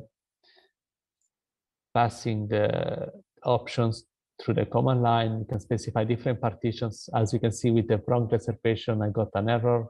Not being part of a reservation, I got another error, and etc. So if you have questions or doubts, I can answer those. But essentially, yes. The final command, a very important command, that is S account. Once your job has completed, you don't see it anymore in the queue because it's completed. But you can still retrieve information about it using the S account command. With S account, you basically access the database of all the jobs that you have executed or are executing. And you can display similar information to those you can see in other commands. For instance, job name, how many CPUs were allocated, how it ended, with which code completed, failed, out of memory, etc. We have, I know this is a lot to take, but we have a good documentation. There are links posted in these slides, but you can also find on Google, there's Pawsey Supercomputing documentation that will go through each of these information step by step and more in depth. I guess with that, I finished this part, and if you have questions or some doubts about the last exercise, we can discuss it. I'll check the chat, I guess.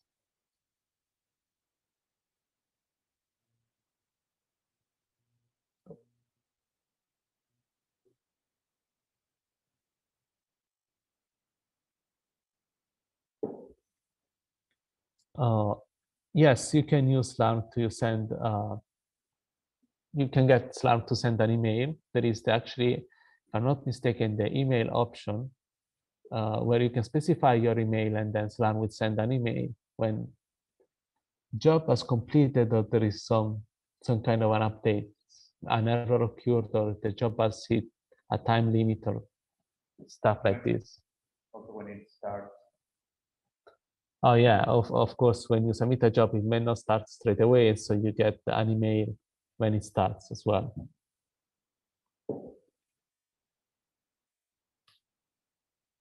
Okay.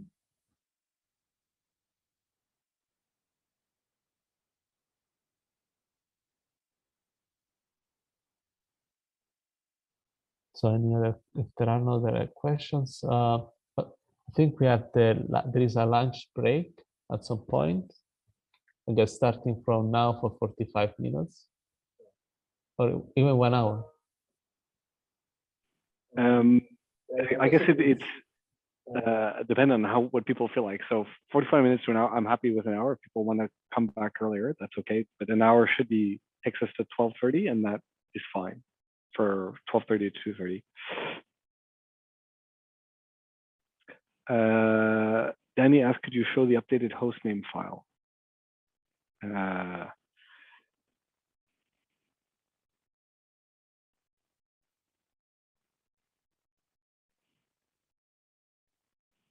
So, okay, the updated hostname files is this one. So to run the hostname command on multiple nodes. So just to be clear, let's say that I specify also here and modify the number of nodes here so that it stays in the script and you don't forget to put the command on the command line.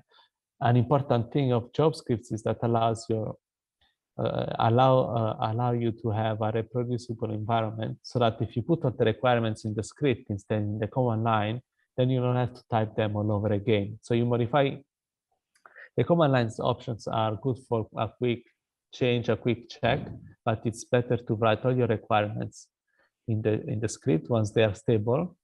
So in this case, I say I want 2 nodes, and I want for each node 1 task. So task per node equal 1, and each task, or in this case, task is kind of MPI term for process. So task in our case, in this case, means process. A process is a program in execution. Each process gets one CPU. So in total, we have one task on each node, and each one has a CPU.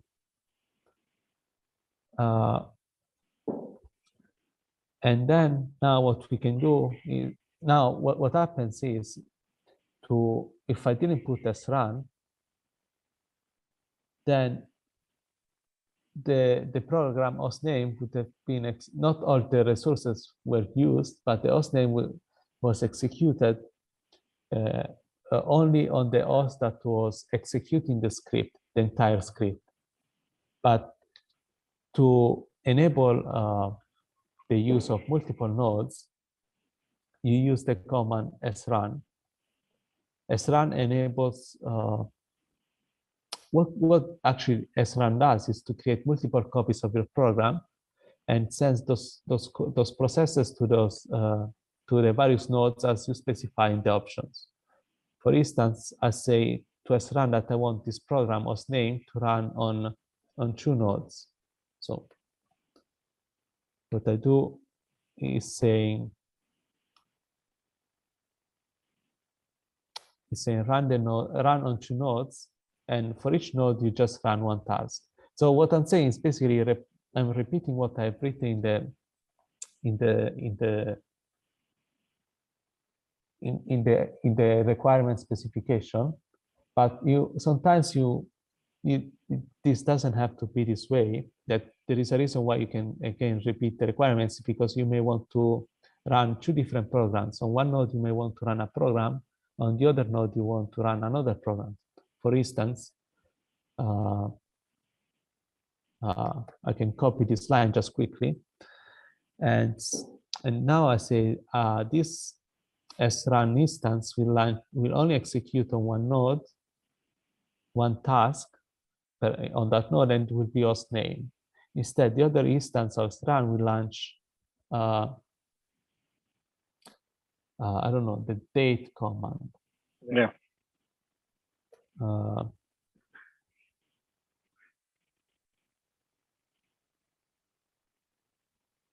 Let's say let's say the date command. So we delete this one just to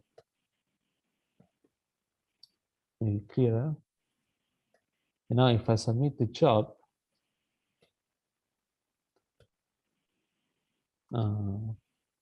always the problem with the reservation. So what I do essentially here, I delete this line because I'm not in the reservation, but you should be. So this is a problem that it's only about my username. I'm waiting for the output. Oh,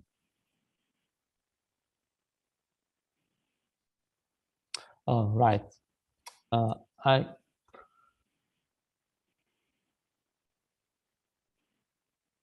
That's interesting. Let's see the output.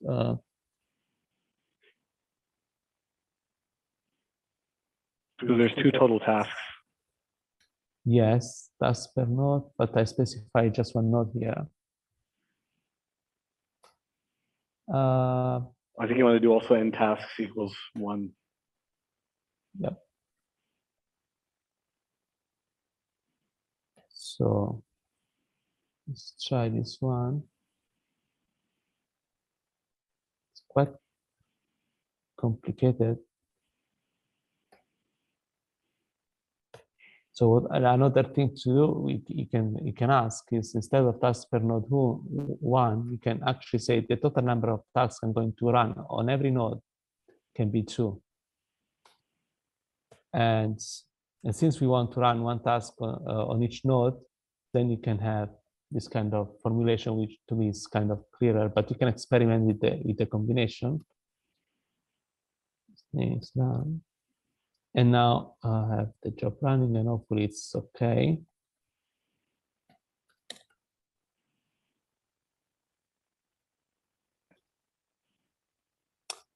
Okay, and see, now we have one one node will output the host name, so we have only one host name, and the other node will output the date. So Boom has got a request about GPUs and this batch. Okay, so I guess that question will be covered in the second part of the course. But I don't know. I was going to say that there are there's essentially keywords as well that can provide a GPU request. So you can specify something that says, I want a GPU resources of something. And there is an example in the folders in the vector add folder of GPUs, but we'll get that later on this afternoon. My suggestion is, unless there's a very pressing questions, we take a break because we've gone through for quite a while, and we will come back. I guess we'll have a 15-minute break, so we'll come back at 12:30. So it's a good start time. Thank you, everyone. All right, see you guys in about an hour. So 15 minutes because it's 11:40. I'll just put that in the chat.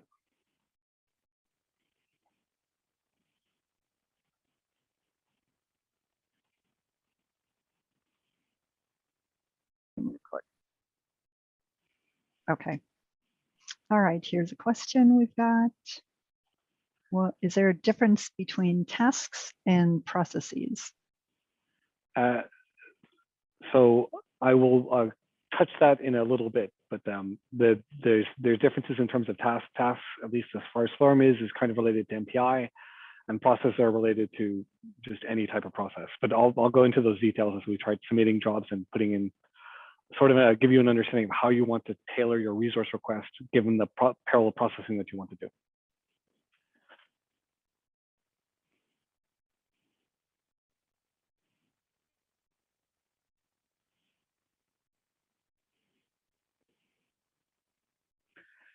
I think we might be at almost everyone back, because I remember seeing 44, so I see 43. And given the amount of material that we have to cover, I think I will make a start of it. So let's do. Okay. So welcome back, everybody. This is part 2 of the using supercomputers, and the goal of this obviously is to give you some familiarity with actually being able to run jobs and understand how you would want to interact with a supercomputer. And in this particular set of part 2, I'm gonna talk about the high performance storage, albeit somewhat briefly. And I should mention as well that going forward, the newer supercomputer will have another different type of high performance storage. I will mention it briefly, even though it's not in the slides, simply because it will be later on down the track that this will become accessible.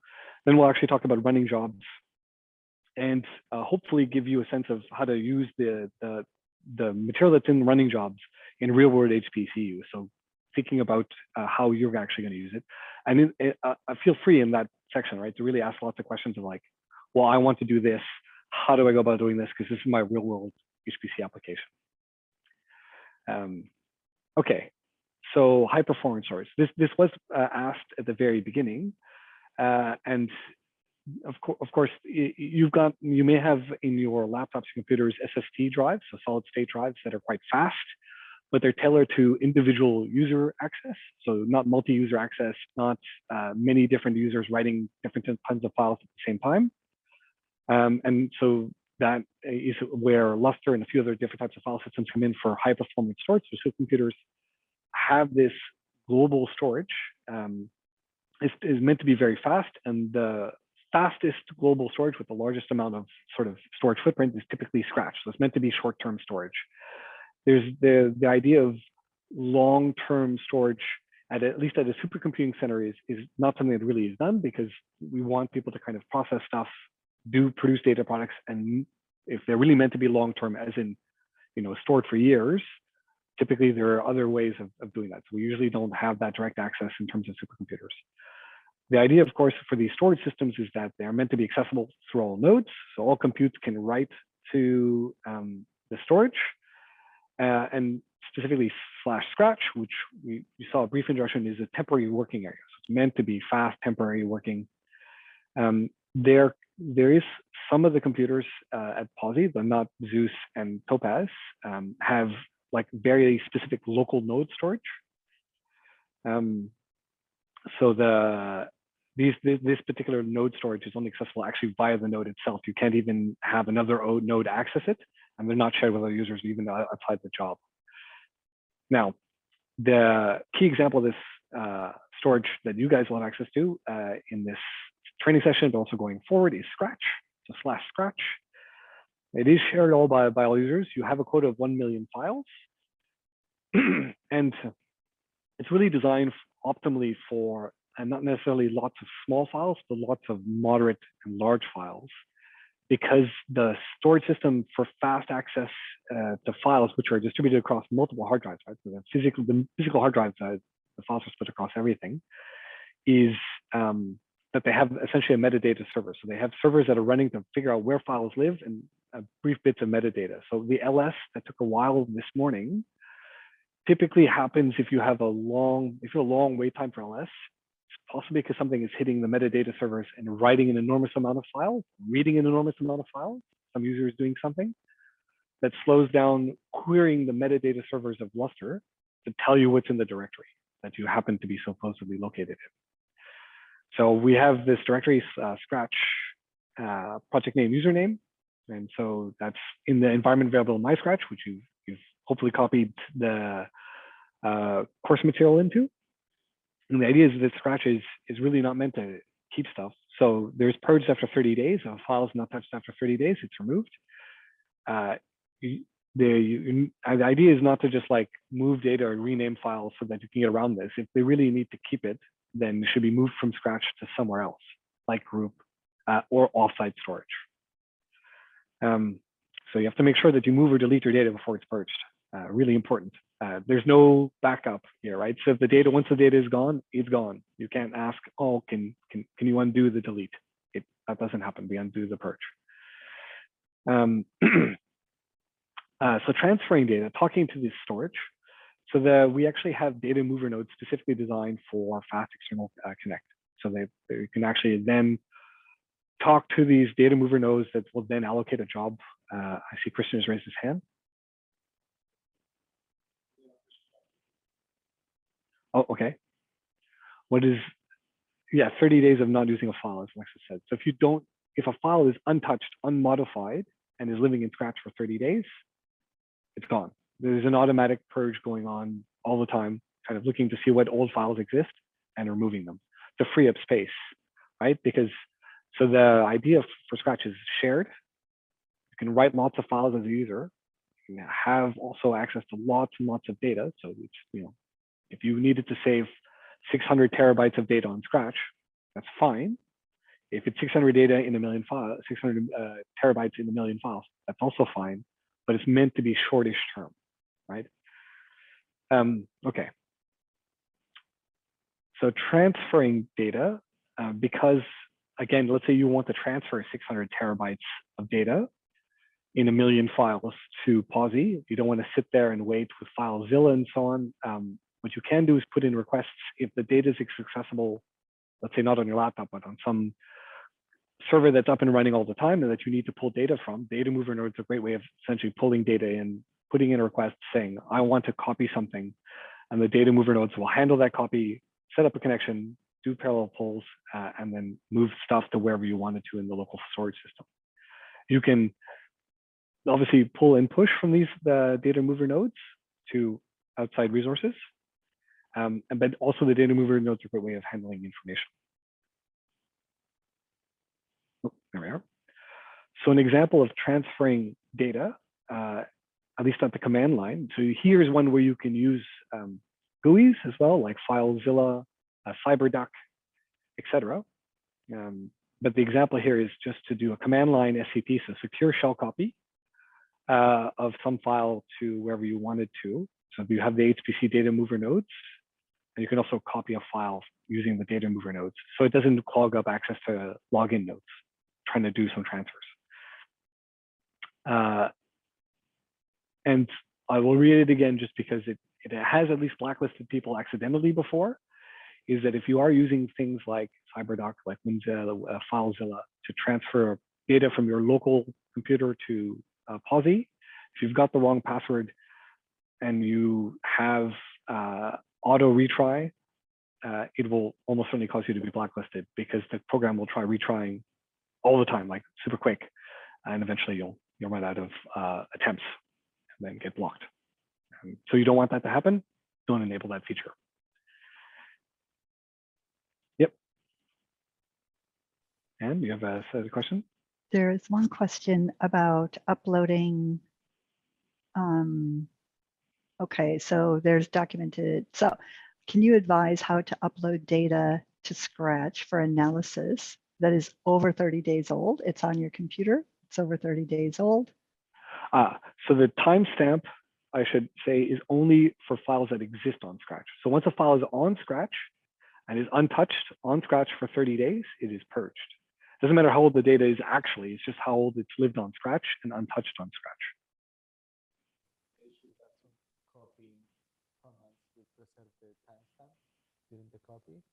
Oh yeah.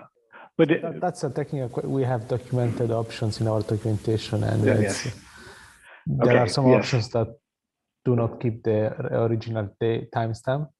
Yes. And so if you need that file to maintain its date, modification date, and the creation date, etc., then yes, there are options to do that. But remember as well that the 30 days is kind of hard limits.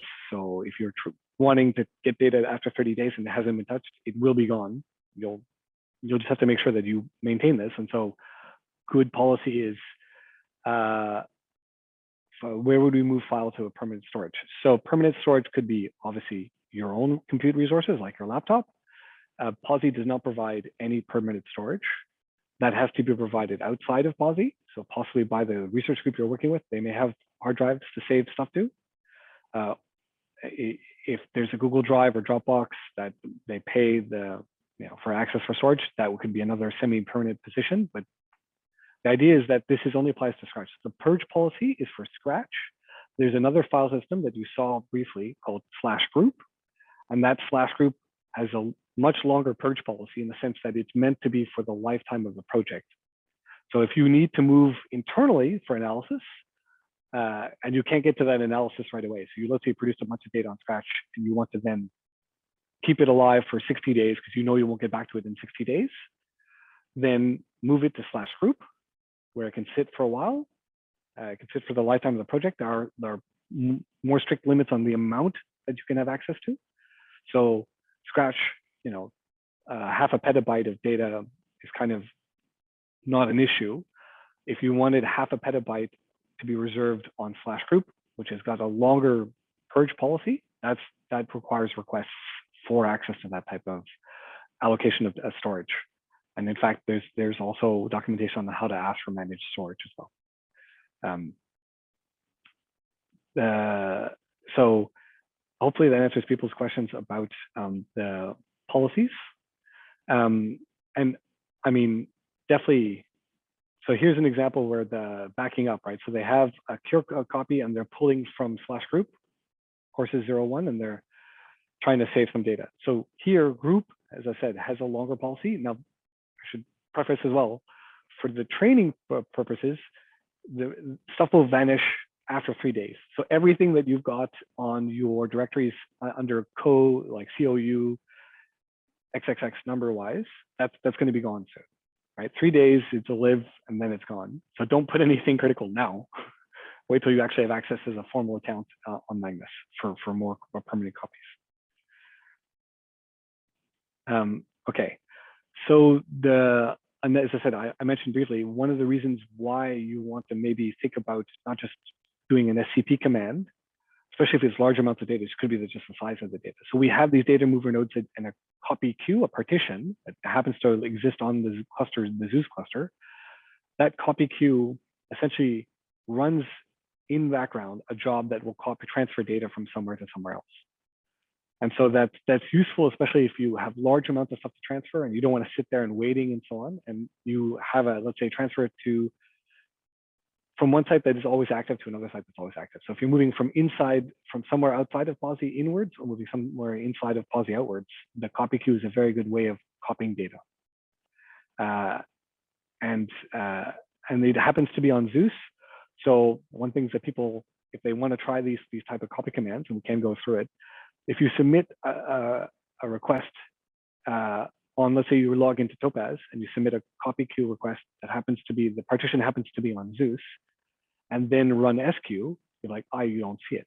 So I will show an example of this, but I'll kind of show, not necessarily with the copy queue, but with just queuing systems. You have to make sure you specify the cluster you're looking at. So that's a brief overview of transferring data. And it is, as I said, for the most part, it is, there's lots of documentation and lots of ways of doing it. The main thing to keep in your head is that I can do SCP command line stuff. I can use a graphical program, and I can actually log into the system and set up a bash script that says to the copy queue, I want to copy something. Maybe it takes 17 hours. So you put in a request for the copy, make sure that the bash script is set up to copy and move data somewhere else. And then it will start moving that data at some point when it's available. And typically copy queue stuff runs pretty quickly because usually the resources are available. I will pause here briefly to see if there are any other questions related to moving data that anybody has raised that we want to make sure we record and discuss. All good? Okay. Running jobs. So this is where we've briefly talked about this, right? Accessing compute nodes via the scheduler. So running jobs, right? You could technically, in some particular environment, some supercomputers, maybe log into a specific node, look, and then go to that node, and then maybe try to run on that node. But that's one that's not accepted typically, and that's also usually poor practice because you would just get access to one node, and there'd be other things running on it. You never want to do that. You want to access all compute resources by the scheduler, because the scheduler will figure out where the best to place it to make use of the maximum resources and when it can run. And the scheduler and Slurm provide an interface for doing essentially multi-node compute. So if you think of a node, as Christian said, as sort of one computer, the computer is connected via fast interconnect to another computer. And then to make use of that fast interconnect, you really should be running through the scheduler and srun, because they provide all the hooks to make use of that fast interconnect. Otherwise, you might be communicating very slowly. Now, before I kind of show some requests for resources and running jobs, I'm going to just do a very quick aside. This will be discussed in more detail later on about parallel programming. There's different types of parallel programming, and the reason I mentioned it here is because it kind of impacts the resources you would try to request and how you might run a job.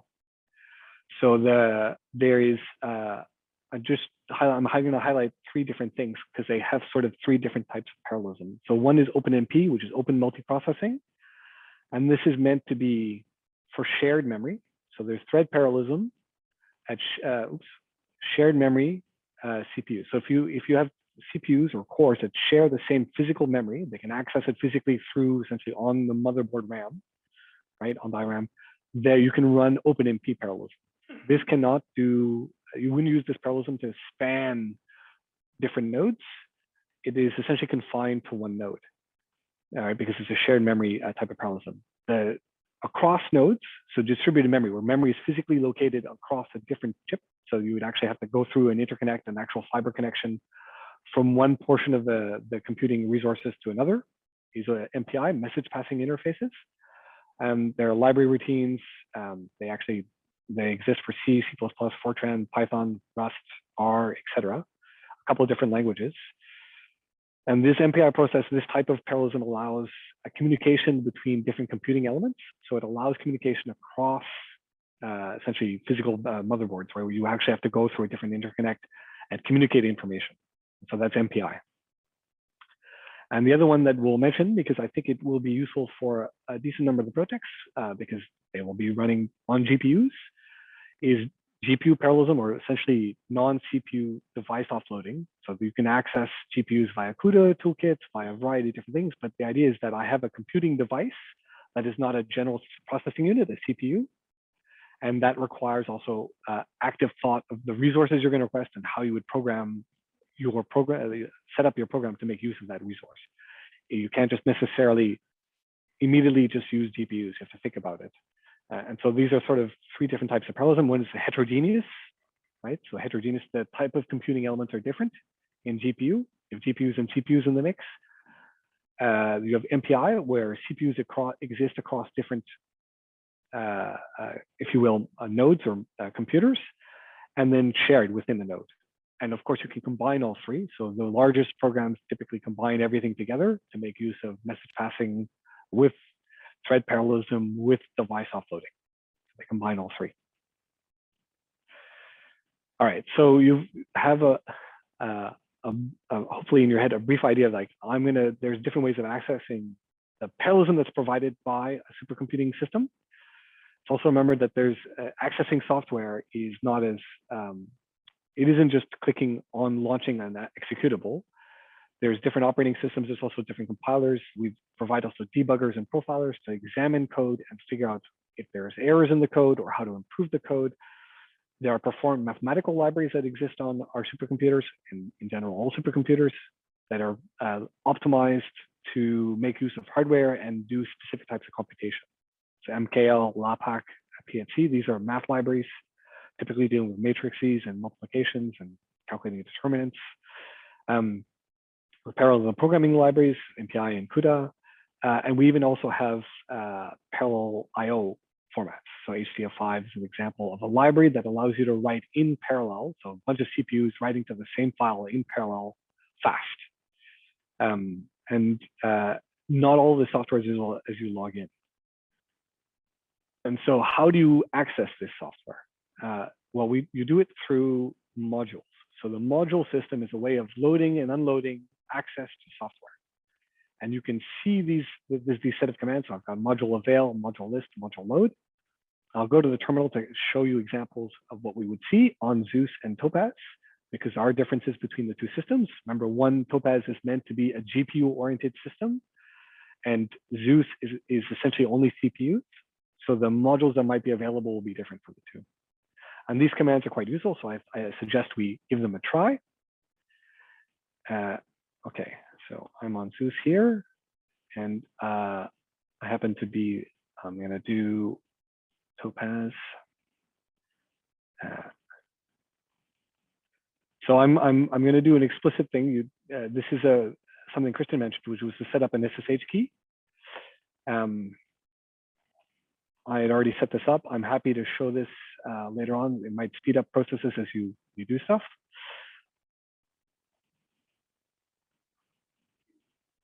Okay, so I've got two terminals set up just to kind of highlight things. I'm going to go to home. So if I do a module, let me bring this to the top of the screen. So module, the module command, we can even do well, I'll do modules because it'll be simple. Module avail. This command shows you the modules that are available. So you'll see suddenly this output of a list of names, essentially of software or libraries. You can see things that you might recognize if people are familiar with Python. There's a module that's called NumPy, and that is to provide access to the NumPy library. So here as well on Topaz, there is, for people who are somewhat familiar, but I'll just mention here, Cuda, and these Cuda modules are essentially NVIDIA library modules. They provide access to run stuff on GPUs, compile stuff for GPUs. If I do the same command on Zeus, module avail, it will take a while. And here you have a very different set of modules, but it is still ways of providing access to software. So, and libraries. So the example would be, let's say, for compilers, here's an example of a compiler, GCC. You could then load that module and get access to the GCC compiler, specifically version 8.3. And that is, oops, go on. That is what you see here, module load, module name. And you can even see with the default modules that are automatically loaded the second you log in. So if you log in a fresh thing, you'll see suddenly modules. There's the Pawsey tools. These are things like Pawsey account balance that allow you to look at your account and allocation. Slurm, which is a scheduler. It happens to have loaded a default GCC compiler and a specific architecture on Zeus. So there's different types of architecture on Zeus. If I do the same thing here, you'll see on Topaz, again, there's Pawsey tools and Slurm. There happens to be a GCC compiler loaded with a different version, but there's another module that specifies the essentially CPU architecture, and then here it happens to be a different one, Cascade Lake. So that module list command shows you what's available. So now if I do a module load, and I can just do something, we can just try module load GROMACS, because you can see at the top of the screen there was GROMACS, there was one listed, and now we can do module list. And you can suddenly see that there's a few different things that have changed, and that's because the module is meant to provide essentially access to not just the software, but if it depends on any other bits of software or libraries, it loads those modules as well. So this GROMACS one has loaded Go and Singularity, a couple of different modules. And you might be confusing them. Well, what is an actual module? Well, we can go module what is, and we can ask, let's say Slurm. This one doesn't have any information, so it's very useful to kind of see that sometimes something isn't set up. Here, module Go. Principally because module Slurm is always loaded. You want to run through the scheduler. But here's an example where Go tells you, you can ask what the module is, and it says, well, it's providing an open source programming language, it's providing a compiler, and it was compiled with GCC 4.8. What about GROMACS? GROMACS edits the path to use the GROMACS tool tag 222. So here, it's a simple, brief summary of what goes on. If you want to swap, sorry, Pascal, you may want to use the show command as well. Yeah, I will. So let's do module show, which is a little more informative, and this gives you better insight to what is happening with a module. It sets some environment paths. So here it updates the executable path to include this directory so that you can then run executables. I think I can go to Zeus. I'll just see here. Well, we can just do module avail, and I can ask if there's a module go, and there's a module go, and I can go, okay, what is here on Zeus? Oh, it looks like it's the same thing, and I can also do module show go, and it will show what Go is actually setting. So Go is actually setting a bunch of different paths. These paths then provide access to the Go compiler. So I can now type to object query. I can even look at this particular path if people are interested and see what's there. So there's Go. There's that compiler there. So if I then, you notice here, if I do try to do Go and type it, nothing happens, right? It says that command is not found. And that's because I haven't loaded the module. Now I have access to this command. I can also unload this and then type the same command again. It's like, I don't know what that is anymore because it's unset that path to that executable. So you no longer have access to that particular bit of software or that library. The swap command, which is listed here at the bottom, one of the bottoms, swaps a loaded module with another, but the idea usually you're swapping between related modules. So I would do module. So if I do module list, I might go, oh, I've got GCC here. I go, oh, okay, well, I want a different GCC. So let's look at module avail and see if there are any GCCs. Oh, there's a few of them. Now the idea here is the best practice is to swap GCC. And I can obviously be explicit, but I don't have to be because this is a current loaded GCC and I can go GCC and I want a specific one. And now you can see it's changed. So if I type GCC version 8.3, if I undo my swap, so let's go back.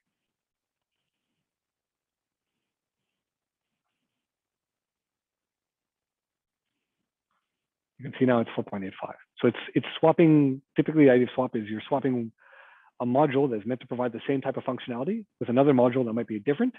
So you'll still have normally the same interface. So hopefully this idea of the swap command is that you'll have the same command. So if we had two different versions of Go, the Golang compiler, you could swap different versions. And so have a play, you can see that we'll just quickly do this now. So if I do module load Cuda here and do module list, there's something you notice there's a Cuda library, but that module is not available on Zeus. Oh no, it is, sorry. It was a GPU cluster. It's not that useful anymore because it doesn't have any GPUs, but it did have GPUs before. But there's not equivalence of modules everywhere. So if you ran a bit of code on, let's say, Zeus with a bunch of module loads and have that translate, I think that it will translate immediately to Topaz. You may need to look to see if the same versions are available or even if the module is not available on Topaz, because the focus of the two clusters is slightly different.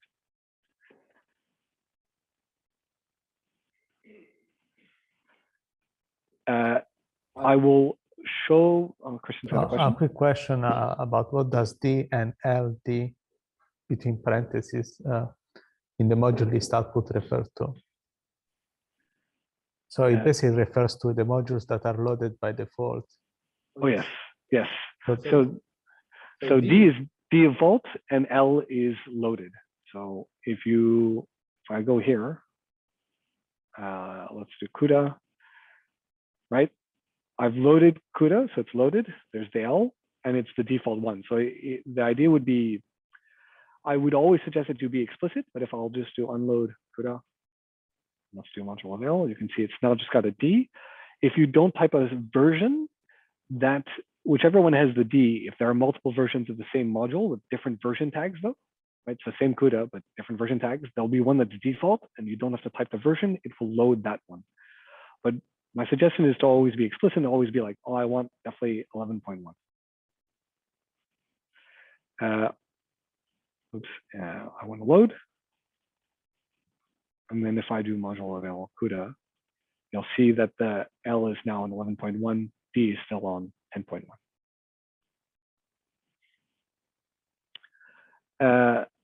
Another question, yes? I think a very important one. Is it possible to access a version of a module not in the list?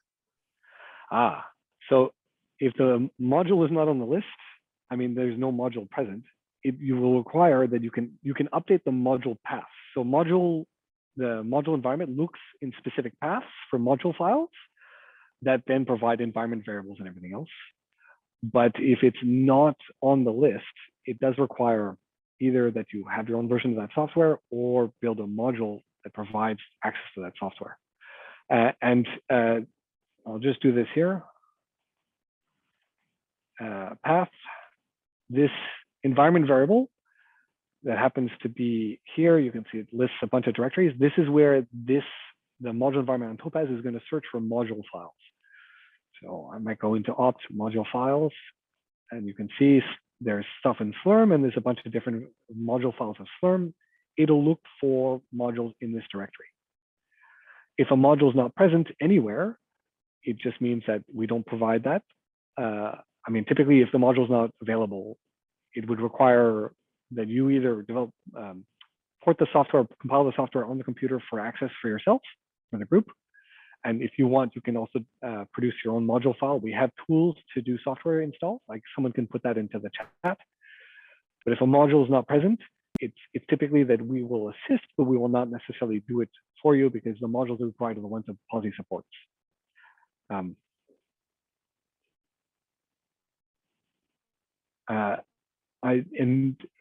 going forward, it will be important to realize as well. So both Zeus and Topaz have compilers like GCC, Intel listed as compilers. So these are compilers, the Intel compiler, the GCC compiler.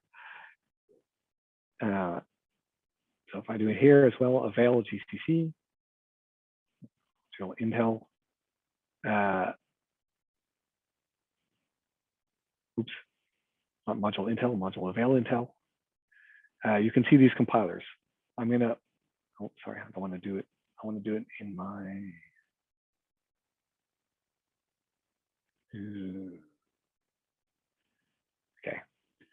I'm going to access Magnus, my own account, because I do want to show that there's a slight difference in Magnus. So if I do module avail GCC, there are GCC compilers on Magnus. This is the big supercomputer that we have. But the idea for Magnus and Cray environments is that you don't access compilers directly. So for people who are needing to build their own code or use specific libraries of the code, for Magnus, it's a different type of thing. You have a programming environment. So module show.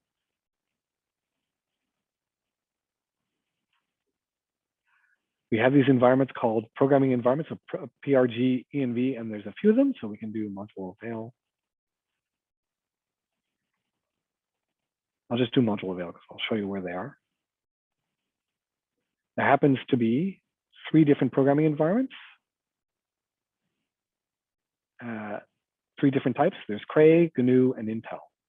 And this is how on Cray systems, you actually switch from different compilers. So you would actually not do program, let's say swap GCC with Intel, you would do programming environments on Magnus, you would do module swap programming environment Cray with programming environment Intel to access a different compiler and a different set of libraries.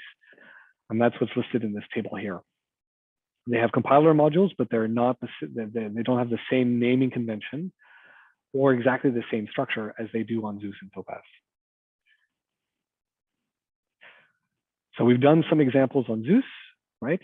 I suggest that you give this a try and see if you run into any issues of swapping the compilers, loading modules.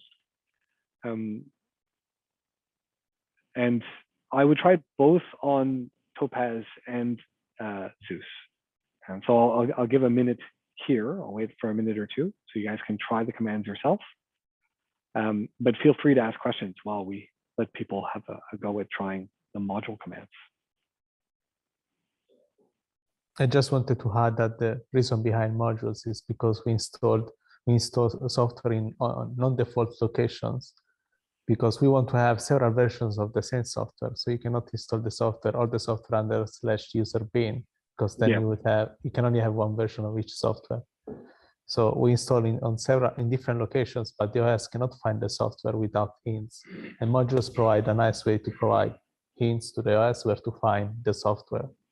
Yeah. So I'll give a quick example as people are playing this. So if I do module load, I've already got Cuda. So if I see what Cuda can provide, right? So let's just do Cuda for now, right? It'll show me the path. I could then look at these paths and go, what is actually provided here?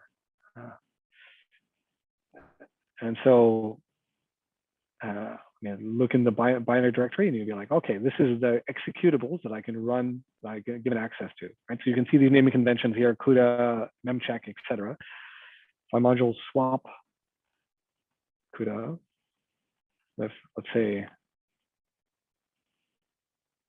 so now I have different versions. Is it 2? 4.2, there we are. So now I can do the same thing. I can, I'll just show again. So we can do module show Cuda. And there's a different directory now for where the executables live, right? It's now not 11.1, it's 11.4.2. But as Christian said, if you tried to have these, they would have to have different names. They're all the same name, but just a different path. And so this is an easy way of quickly changing the paths in which you're looking for executables that have the same name. It makes it easier for you to swap, unload, and load, and not have to worry about trying to deal with very complicated names. So you don't have to necessarily remember if I wanted this NVCC versus accessing this NVCC, right? So now you can see different compiler names, right? So it's the same compiler, the version is slightly different here. I've got build Cuda 11.1. On top, I've got build Cuda 11.4. Instead of having to do all of this explicit path to an executable, you can just type NVCC and then just module swap Cuda. Oops. Yep, there we are. And suddenly it's much more manageable. So that's the reason behind this module setup.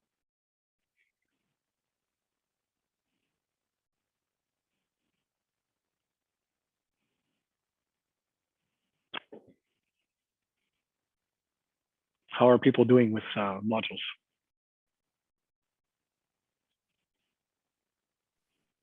They were thinking that they can slap between the clusters on the same terminal. So I've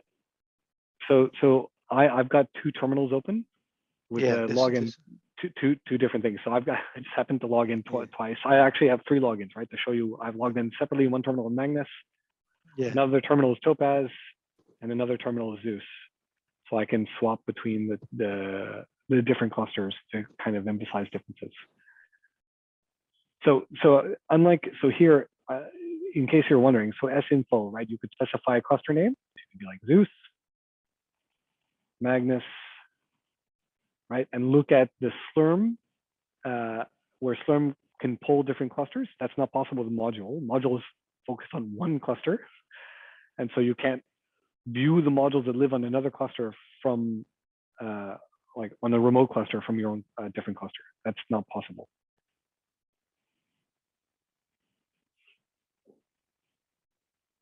Okay, so I might move on, but I'm happy to kind of go back because we'll use modules continuously. So if you've missed a few things, don't worry.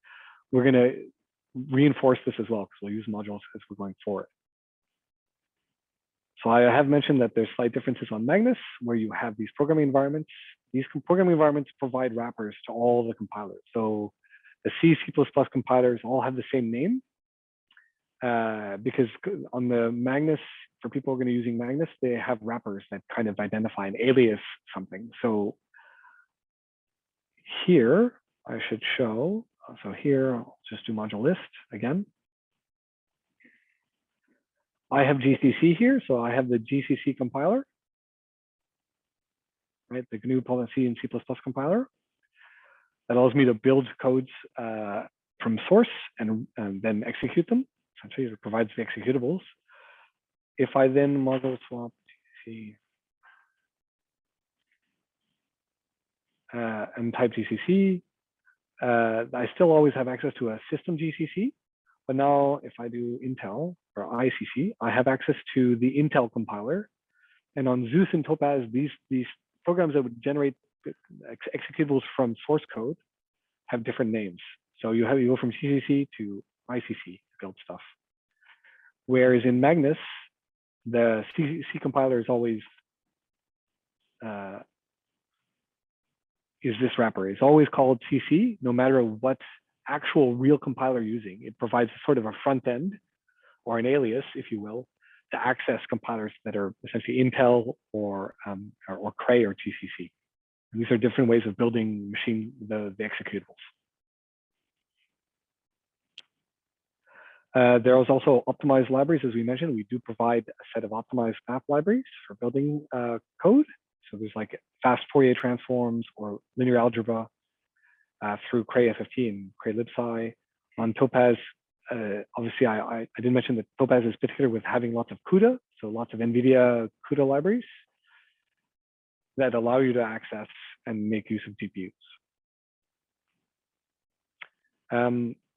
So you can see there are other exercises to kind of try available, see what HDF5 is, and see what happens when you look at HDF5. So I'm going to do this on Zeus because it's kind of useful to see.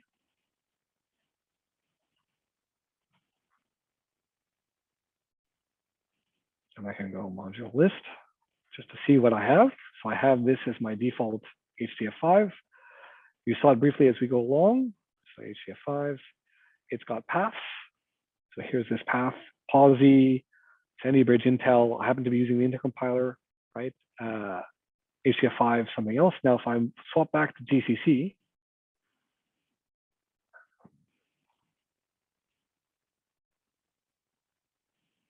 and I show HDF5, suddenly that path is different. And it's because the module system has updated the fact that the path points to the compiler and that's dynamic. So if you switch compilers, it will point, if that module is available for that compiler, it will automatically update the HDF5. So if I do which H5 dump, which is one of the HDF5 utilities. Oh, here we are. I don't know why it's not there. So let's module load again, HC5. There you go. So you can see the paths updated, but I want to make sure that I really reloaded all the paths and reset stuff so that it's the first instance of H5 dump that's found. And now it's pointing to a different H5 dump. This command, right? So this command is now pointing to a different path, normally the same executable, but built with a different compiler. Okay, so I will briefly mention containers. I would love to go into this in more detail, but it's quite a complicated, well, it's not a complicated topic. It's just a topic that takes a while to go through. So containers, we've mentioned modules are the kind of way of providing access to software. And some people did ask, well, what happens if that module is not available? And one of the paths that we provide at Pawsey is the use of containers. So containers provide a standard unit of software that essentially takes a code and all the dependencies, all the libraries it has, and puts it in a little box that that can be used to generate an instance of that software. And that's called a container, and it's reliable. It essentially provides a reproducible executable. It has operating system level virtualization, but the idea is that if particular packages module is not available, and I can think of a few where we do provide containers for. Example, at Lexis, if you are ever running, if any of your projects are run OpenFOAM, the OpenFOAM modules we provide essentially are OpenFOAM containers. We don't necessarily provide the raw software itself. We provide OpenFOAM through containers to kind of encapsulate all the dependencies and make it a bit more manageable to use. And we run these containers with Singularity. So I mention this here because I know that some projects will have to make use of containers.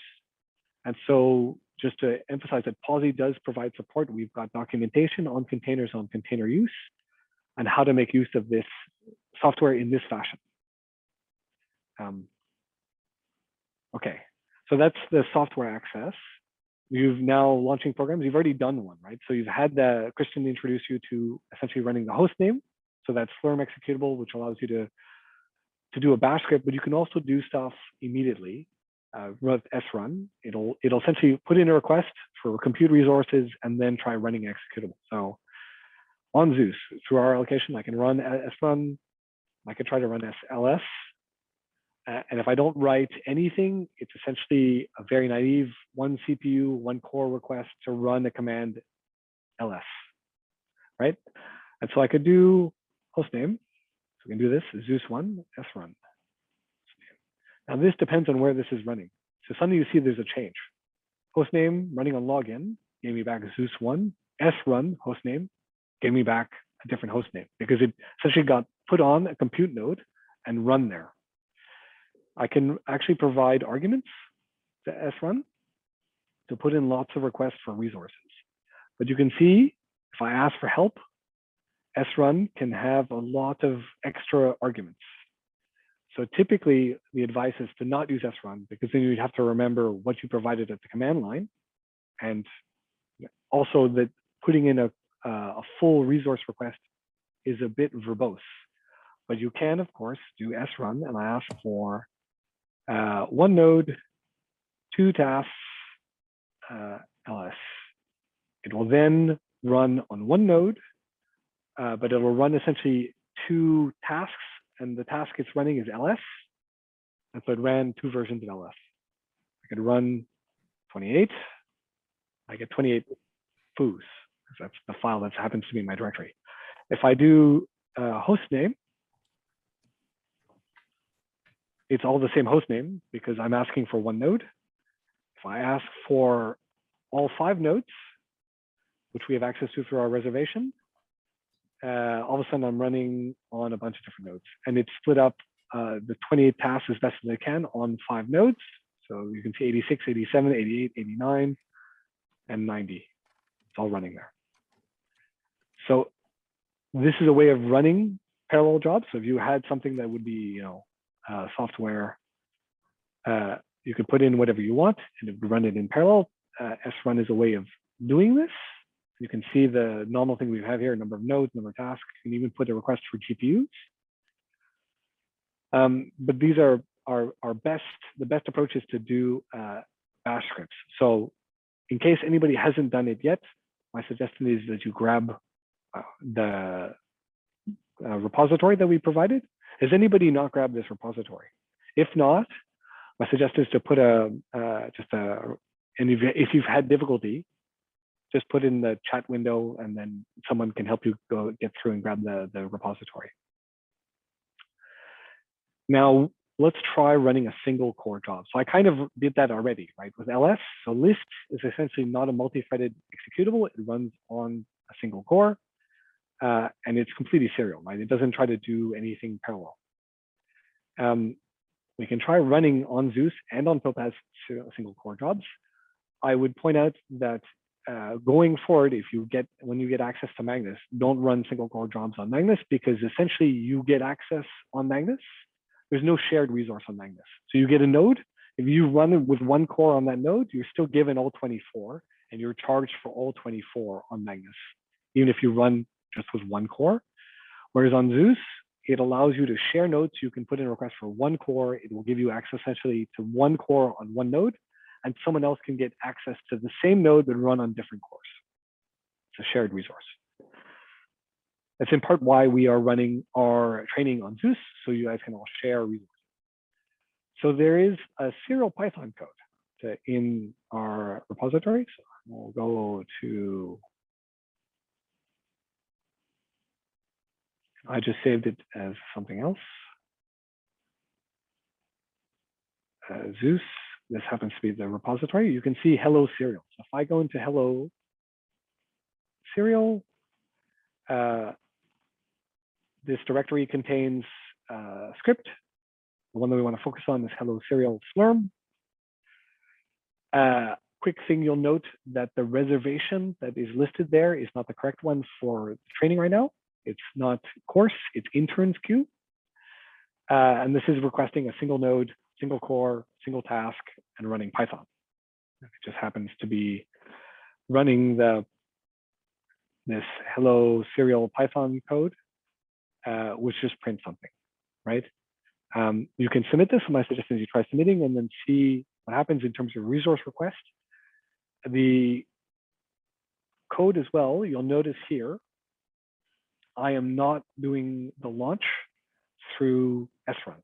So if I look at this line here, launch, I've just got Python 3 hello serial. If I really want to make use of the compute resources available and make use of multi-threaded, et cetera, then you want to run srun Python serial.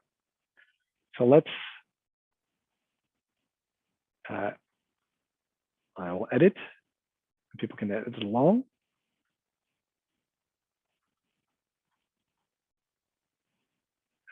And we can run.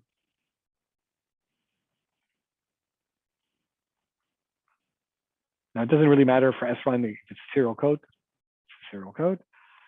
But we can then submit this. Sorry, I've got that little window in front of me. I can then look at the queue.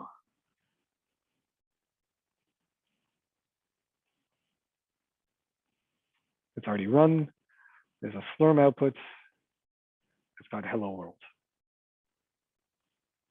So that is the resource request for running serial jobs. And remember that if you're running serial jobs, you really want to run on Zeus. Other systems are not really set up to be the best way of doing this. There's also suggestions of trying to not run serial jobs. So we've got different ways of collecting serial jobs like job arrays and multiprog. There's documentation on that. I'm happy to go through that idea, but the breakdown you've seen is a resource request, loading modules, and then running something. Okay, so MPI, so this is shared access. So if I then go to hello world, OpenMP, you can see now suddenly there's makefiles. So this is required to make the code. There's a source code. This happens to be the source code. It's a C program. It's a C program that makes use of OpenMP parallelism. There is a couple of Slurm scripts that you can look at, where you have a resource request. You can see now task per node is still 1, right? So this is an MPI request, but we're not running an MPI code. So we still want essentially 1 MPI rank, but each MPI rank is going to spawn then 28 processes or OpenMP processes. And so you should get actually a multiple set of output as you go along. And if you change this request, then you'll see different numbers. So you can try playing with this particular code. Let's go Slurm. So here, I'm going to be explicit. I'm going to, by default, GCC is kind of loaded, but we should try to be explicit. So module load GCC, you could do a swap to make sure you always have some particular GCC. We could want to make sure that we can run it. So we want to do interns. All of this OpenMP environment variables, you hopefully might touch on in some the later talks about parallel, like actual parallel programming. But you can see I'm running something, and I'm running this -n is just saying run on one node and run with this many cores. But if I actually did take this away, srun will default to whatever the resource request is above. You won't have to necessarily specify it, but you can always specify if you're going to be explicit and you also want the imprint to be different.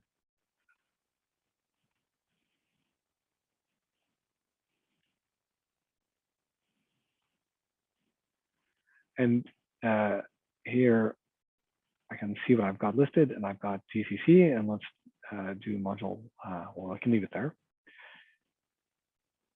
And we can make, maybe like, oh, didn't make code. So I don't know how many people are familiar with compiling code, because this does require compiling some code, but you can specify a file and it will now make the code. So now I have an executable, this hello GCC, and I could try running it on the login node, right? And suddenly you're like, oh, it runs on the login node. And it looks like it's running in parallel on the login node. And that's because they're shared parallelism. So shared memory, you can run in parallel on the login node. And at least this particular code is very lightweight, right? It's just printing something. But the idea is, of course, is to do this in srun. So you could be, I ran it on the login node. I could run this on an arbitrary node, and you'll notice something different. Suddenly, srun, I went from login node providing lots of parallelism, like I suddenly had lots of threads running, and then srun suddenly just one thread. That's because srun is defaulting to one thread. If I then spent 5, I suddenly get 5 threads, and then I can always submit the script.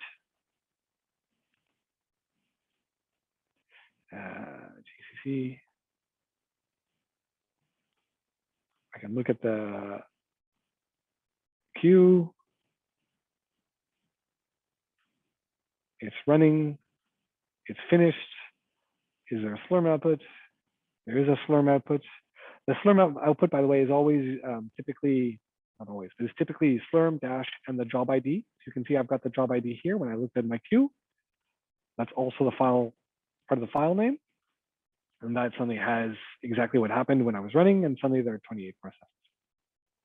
28 threads running in total, as you can see here, and each thread ran, and it ran on a compute node in this case, not the login node.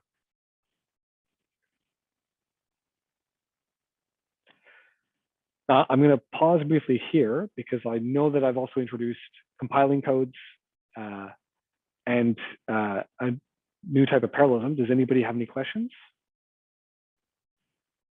I'm happy to wait. So I guess there was a good question about about the file system and about being visible to all compute nodes. I think more in general, it's important to say that compute nodes in the same partition look the same. Yes. Because it makes it easier to program than to run jobs. So a partition does not need to be homogeneous in terms of compute resources, but it's much easier to manage if they're homogeneous in terms of the resource request, in terms of nodes. If you had wildly varying nodes, it's much harder for the, I mean, you would also get maybe poor use of some nodes if they suddenly had, if one node had 66 threads and the other 66 cores and another had 22, Slurm would know, but suddenly you would probably maybe access only 22 of the 66 because it's in the same partition. So it's much easier to manage if they're homogeneous.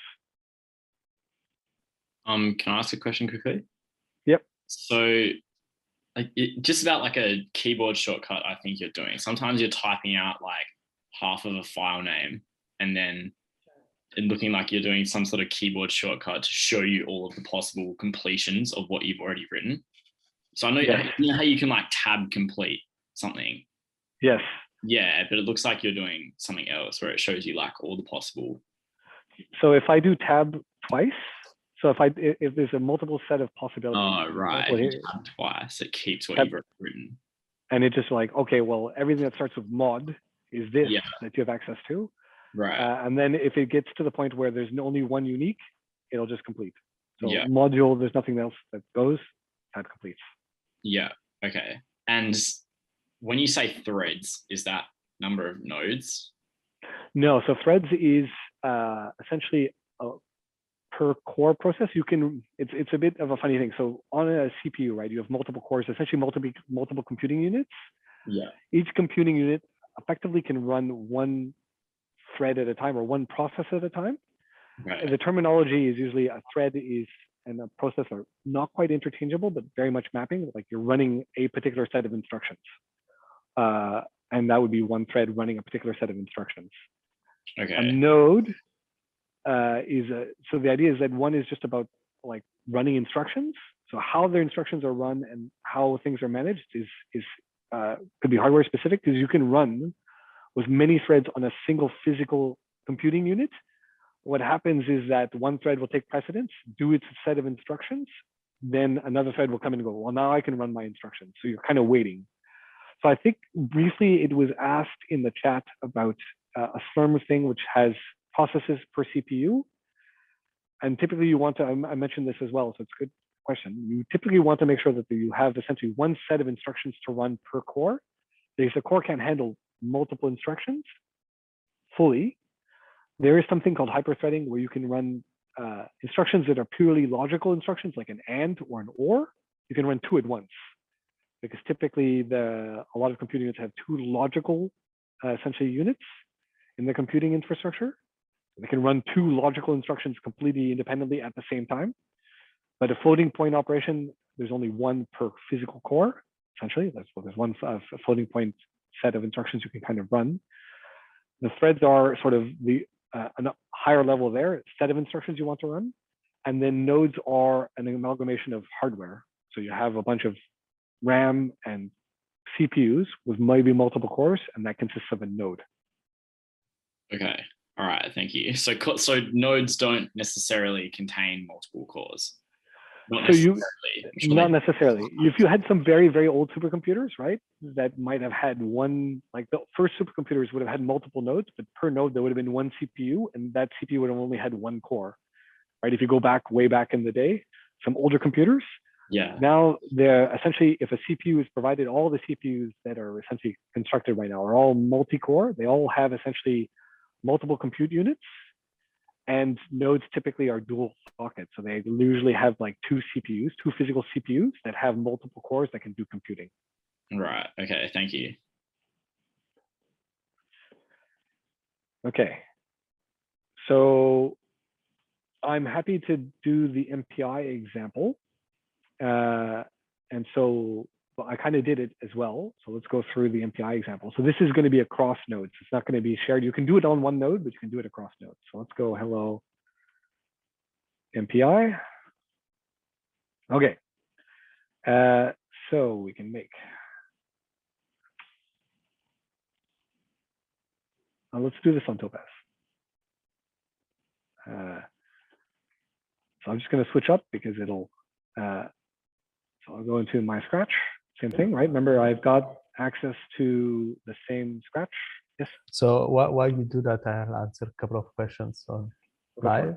So the difference between srun and spatch, because you use the srun to launch some application directly. So spatch submits jobs for later execution. It puts the job in a queue, whereas srun waits for resources to be available to execute the job. Yeah. And so srun is used within batch scripts when the resources are already available, because the job at that point had already waited in the queue, has already waited in the queue for the resources, and when srun executes, it has the resources allocated. If you run srun on the login node, then I believe Pascal can confirm, but it would hang if resources are not available. Yeah. And the other question is, if we specify an impossible configuration, for example, CPUs per task, 1,000 or 100,000, it does not exist. Yeah. It would fail the job execution because it cannot be satisfied.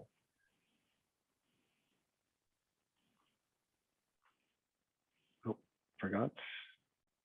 I need to do this. So I'm just going to take this away.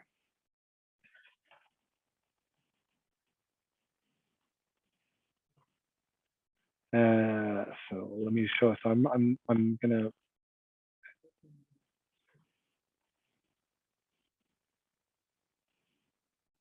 Where? Oh, sorry. I need to add a.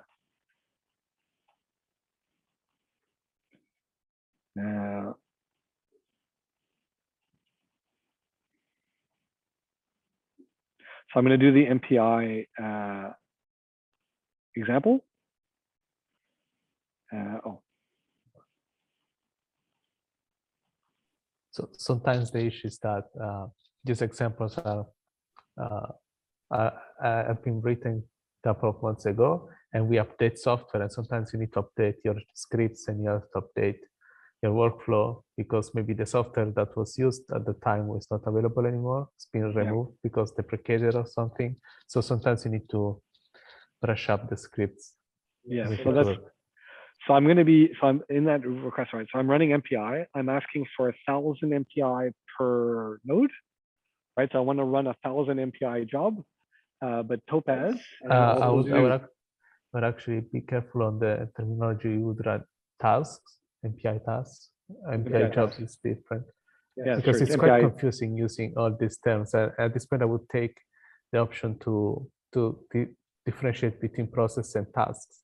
Yeah. So I don't know if you want to do that, Pascal, or I can do that. Well, so for MPI, for Slurm, it's very common to write task. There's lots of echo, Christian. Oh, no, it's gone. It's gone. So MPI tasks. So MPI is this message passing interface that essentially spawns effectively the executable a bunch of different times. So if you ask MPI run, I've got this example I can do because I've got MPI loaded. I can ask for 10 LSs. So I'm listing it 10 times. MPI, what it does is it will take that and go, I'm going to take 10 LS commands and run them. And for MPI code, what happens is usually that there's also communication between these instances that are running. So they can kind of communicate with each other. But each MPI task is given essentially an executable to run, and it will then run it. And if there's no communication between MPI tasks, like an embarrassingly parallel problem, you essentially get what I've got as this output, which is ls, which is not, ls is a command that's not parallel, it's not MPI aware, it's completely independent. So essentially it's as if you're doing ls 10 times and you get the results 10 times. If you're running commands that know about MPI, then you can get some communication between the MPI tasks. The MPI task can then start running different processes. So an MPI task can then go, okay, I've got, let's say, 7 different instructions to do. I can then spawn 7 different processes to run those instructions if they're independent or if they're dependent. And that is the difference in even in Slurm, it's replicated here. The term is old, it's kind of bad. So tasks is essentially MPI related.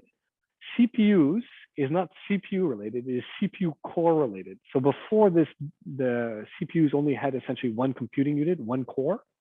There was a direct mapping between the number of CPUs you're requesting and the number of cores you could run, like the number of supercomputing instructions you can run, processes you can run. But now that's not the case. So this is best, even though the terminology is stuck, it's not CPUs. You're not asking for a CPU, you're asking for a CPU core.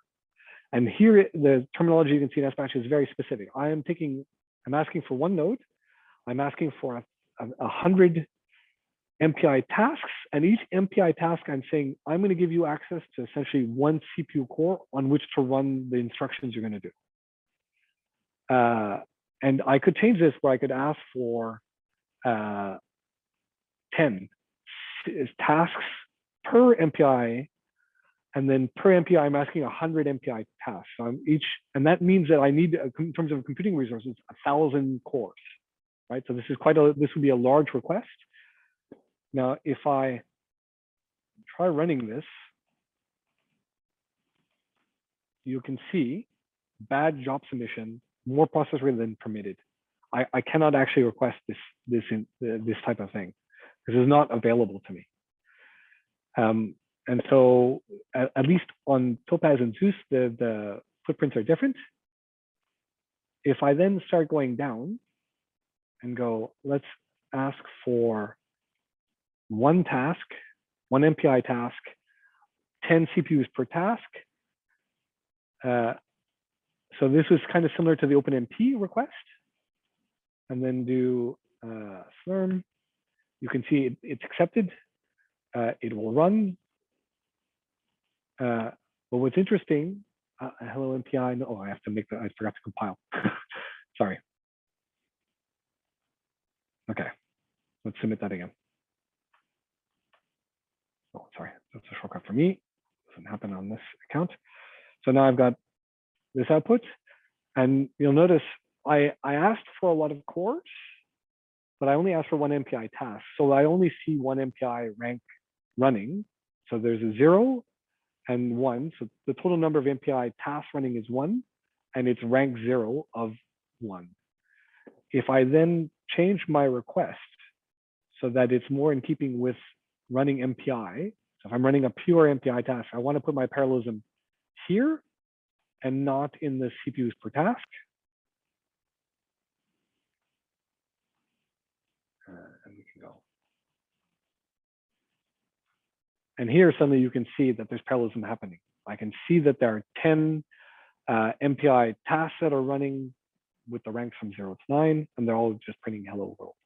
And so that's why you kind of need to know to some extent what parallelism is implemented in the software you're going to run, because the resource request will impact that, right? If you're running a shared memory program and you ask for a bunch of MPI tasks, you basically get that executable running 10 times without the parallelism that's really implied in the executables, and it's not effective. It's actually, you're kind of wasting resources. And if it's MPI and you're asking for lots of cores, but lots of cores per task being something and task being 1, then you don't get the parallelism you're expecting. Okay, so, oops, all right.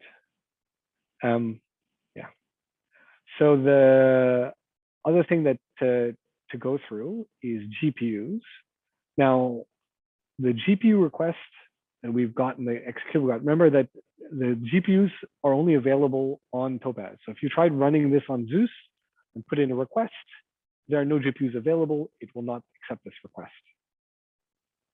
And so the GPU parallelism is a little harder to see. So if we go into the vector add directory, so this directory has 2 codes, as it were. You can see a CPU vector add. This is meant to do essentially all the compute on the CPU. And then there's the equivalent GPU code.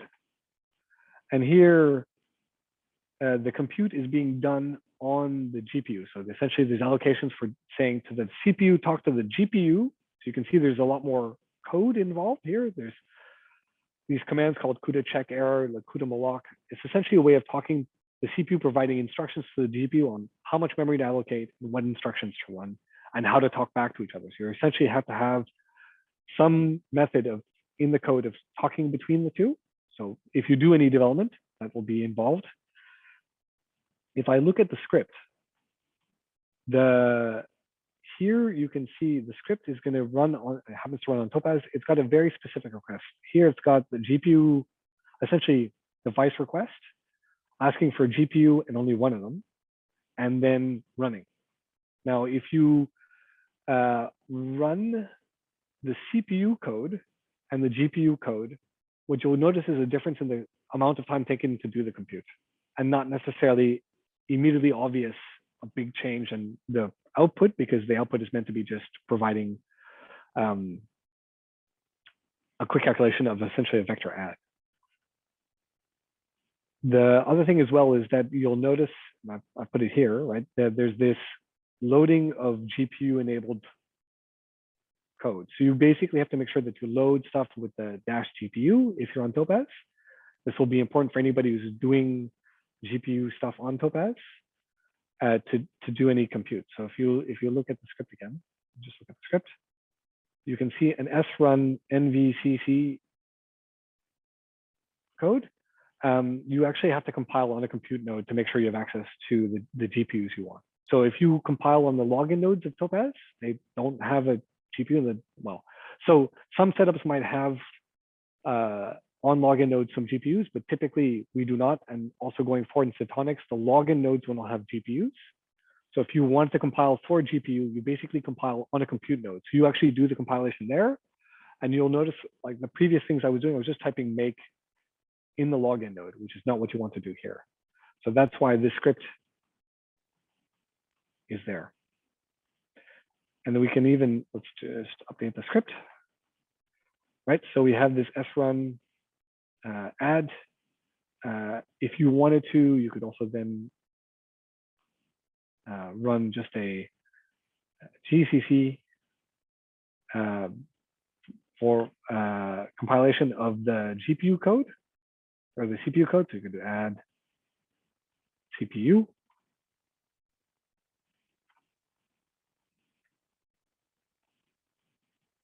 And then run that code.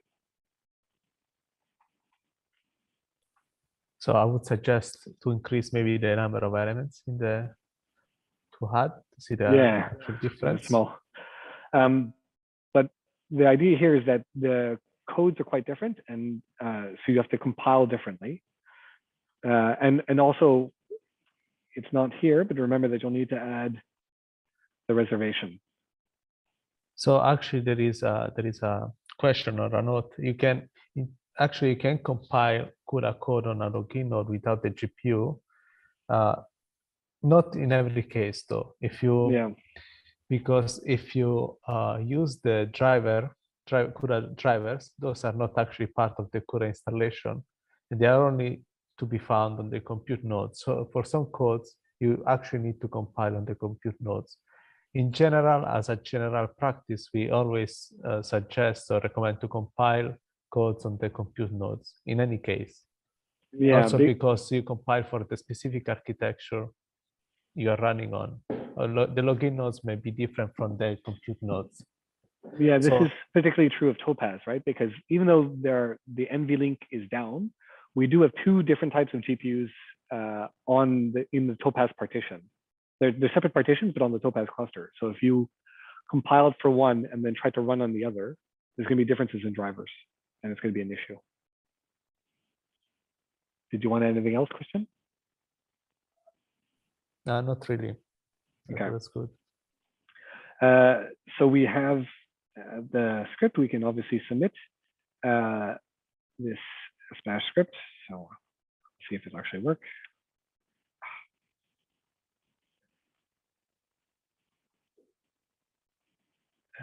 Let's see here. Oops.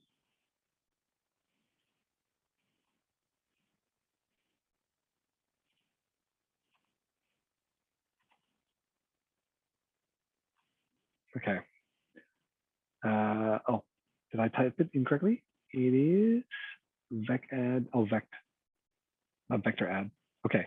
So in my Slum script, at least you can see that the CPU code run, I mistyped the compilation for the GPU, sorry, the CPU code. I'm just going to move it. I would prefer them to have the same naming convention. So vector.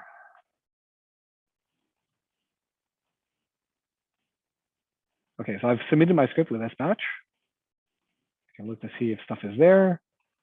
And at least currently, the common array. Oops. Did you have, I guess that's a leftover, is that? Oh, probably it's a leftover. Yeah, there is probably, yeah, it's a leftover. I might increase the size, as you say, because you might not notice it. So I'm going to increase the size of the compute.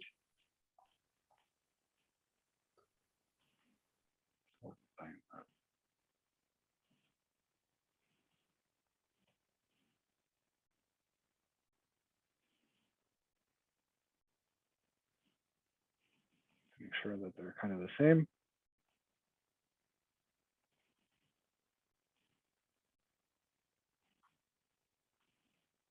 Okay.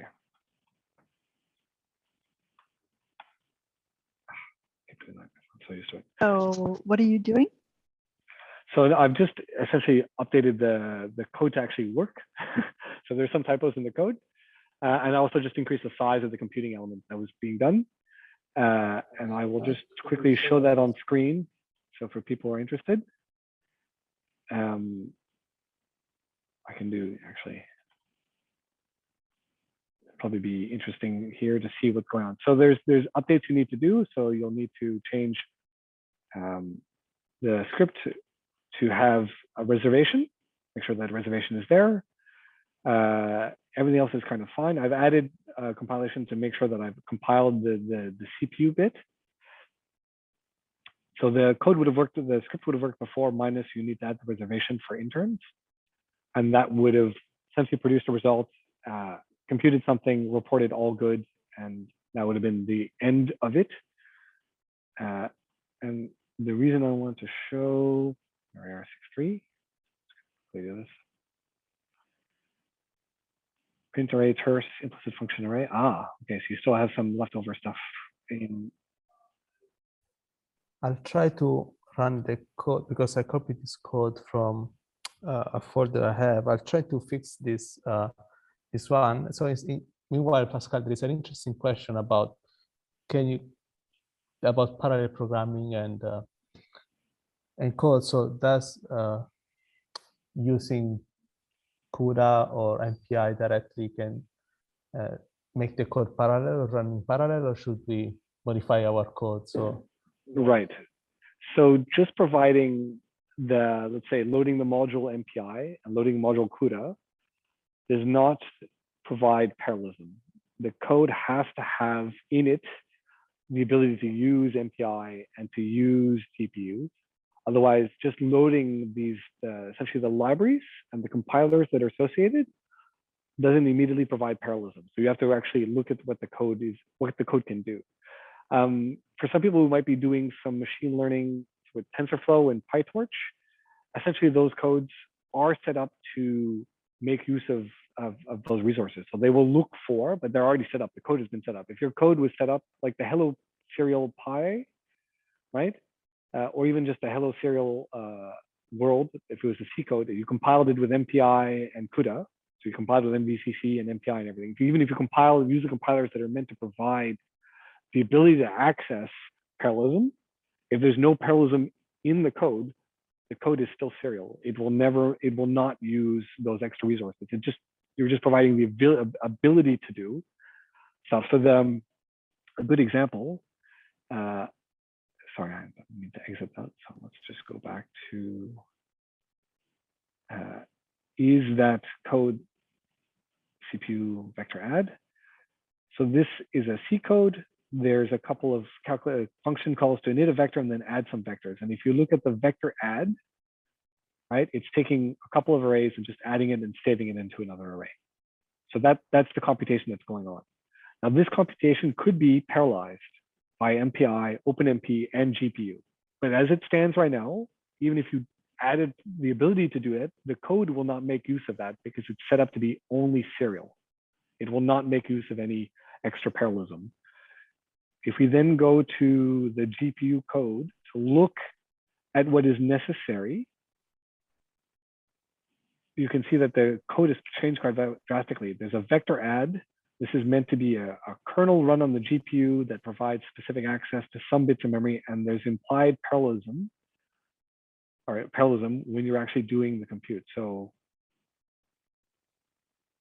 there is this vector add command here, this is essentially providing the parallelism to run an instruction on the GPU. And that GPU has inherent parallelism because it's got lots of computing units. And so suddenly it will do lots of compute in parallel.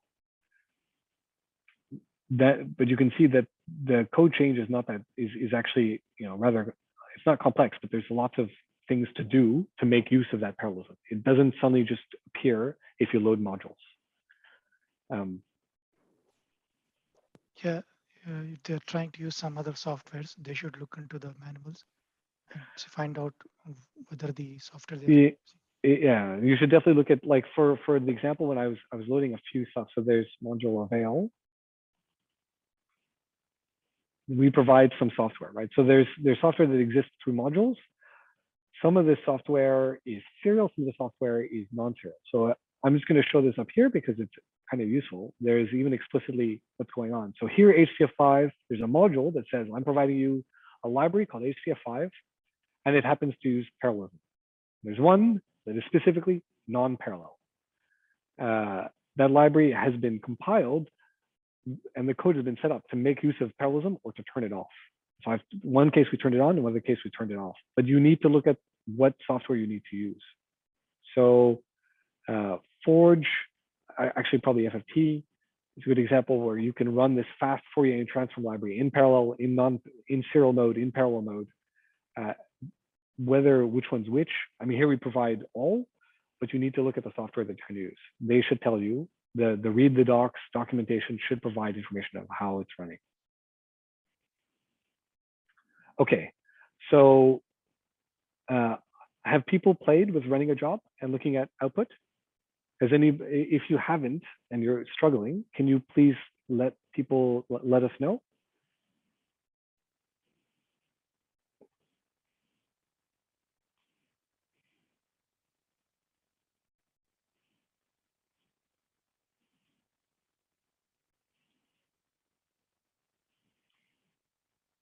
Any comments? Okay. So we have gone through non-interactive parallelism. Essentially, like you submit a job, it waits for resources, and it runs. Yes, Christian?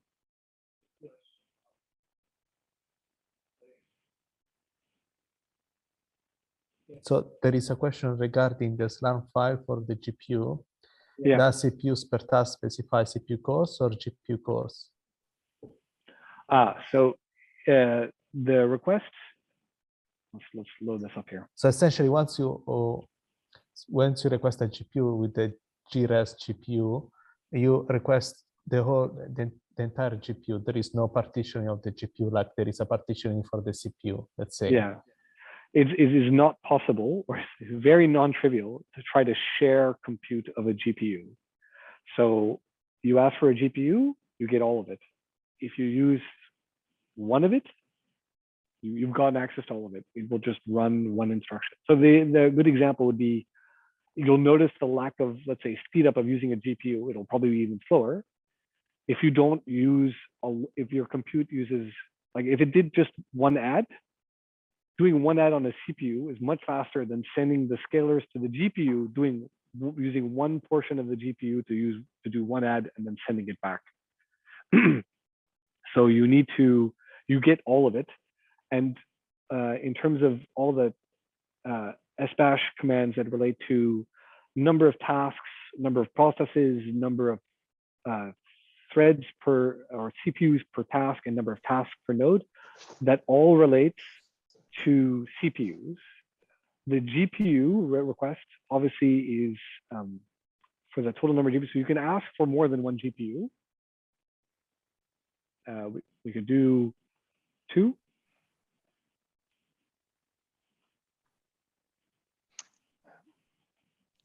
One important thing that we mentioned here, that GPUs are tied up to the host CPUs. That's how you reach the GPU through CPU. Yeah. So you always need to have some CPUs to talk to a GPU, right?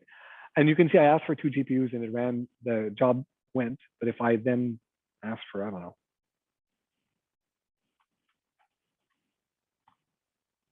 let's ask for 784 GPUs.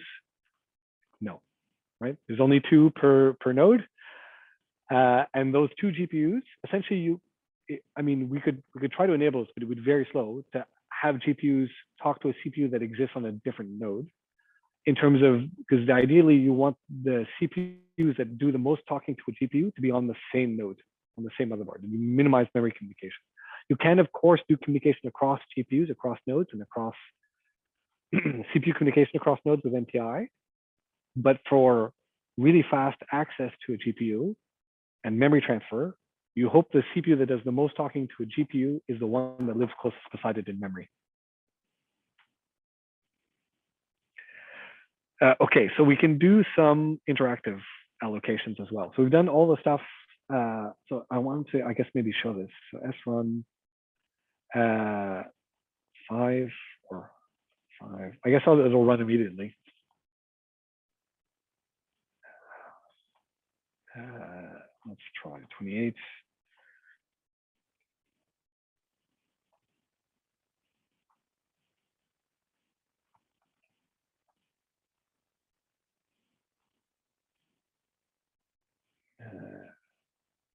Oh, I didn't make it. Sorry, I ran this on Topaz. Let me just make. Oh.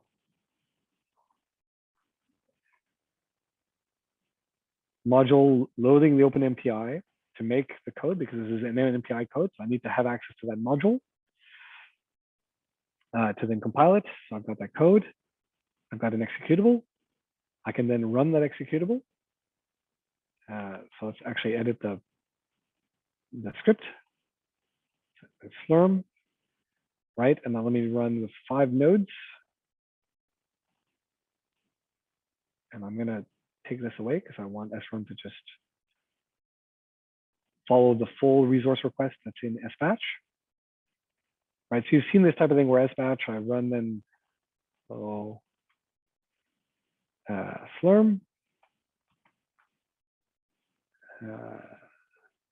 What did I do? 5 nodes. Oh, did we get 4?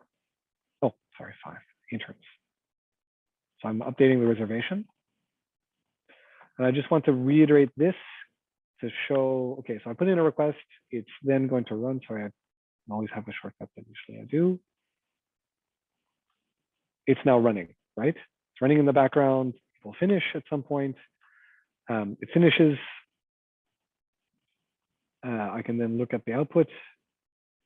There's 140 things running at the same time.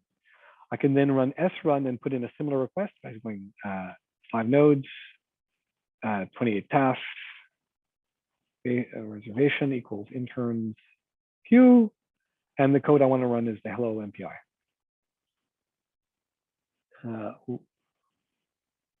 Help if I could type. And you can see now this is sitting for a little bit. It sat, that srun sat for a brief moment to try to make sure it could get resources, got resources, and then ran. So if we all do this command, if everybody put in this command at the exact same time, you'd notice you'd wait because someone would get access first. Everybody else would have to wait for that code to run, then get access, then run, and so on. Right? There's not an immediate request. I could then, but I don't get to interact with that output, right? I want to interact with something. This is where this command, salloc, allows you to essentially get access and interact with something. So if you were debugging and you were really interested in debugging code or looking at how things behave, salloc is a nice way of doing this. So we can do, let's do 2 nodes. Let's do 2 tasks per node. So this is salloc. Obviously, you're going to have the reservation that I want to use. And then you can see I'm waiting to get those resources. I suddenly have resources, and suddenly I'm back to the command prompt. So you can see the difference though, right? So our login node was here. There's Zeus1. And suddenly I'm on Z043. And it's because I've asked for an allocation, an interactive one on the compute resources. So now I'm running interactively on the command line with compute resources. So now I can do make, it's already made. I could run hello world. It's not going to work super well because it's waiting for some MPI, but I could do srun. And now I don't have to, it'll just run automatically. And you'll notice there's only 2, but it's because I'm running on 2 different nodes. So if I do host name, you'll see 2 different host names pop up because I've asked for 2 different nodes and I've asked for essentially 2 MPI tasks. That happens to be 1 MPI task per node. And suddenly I get 2 different nodes.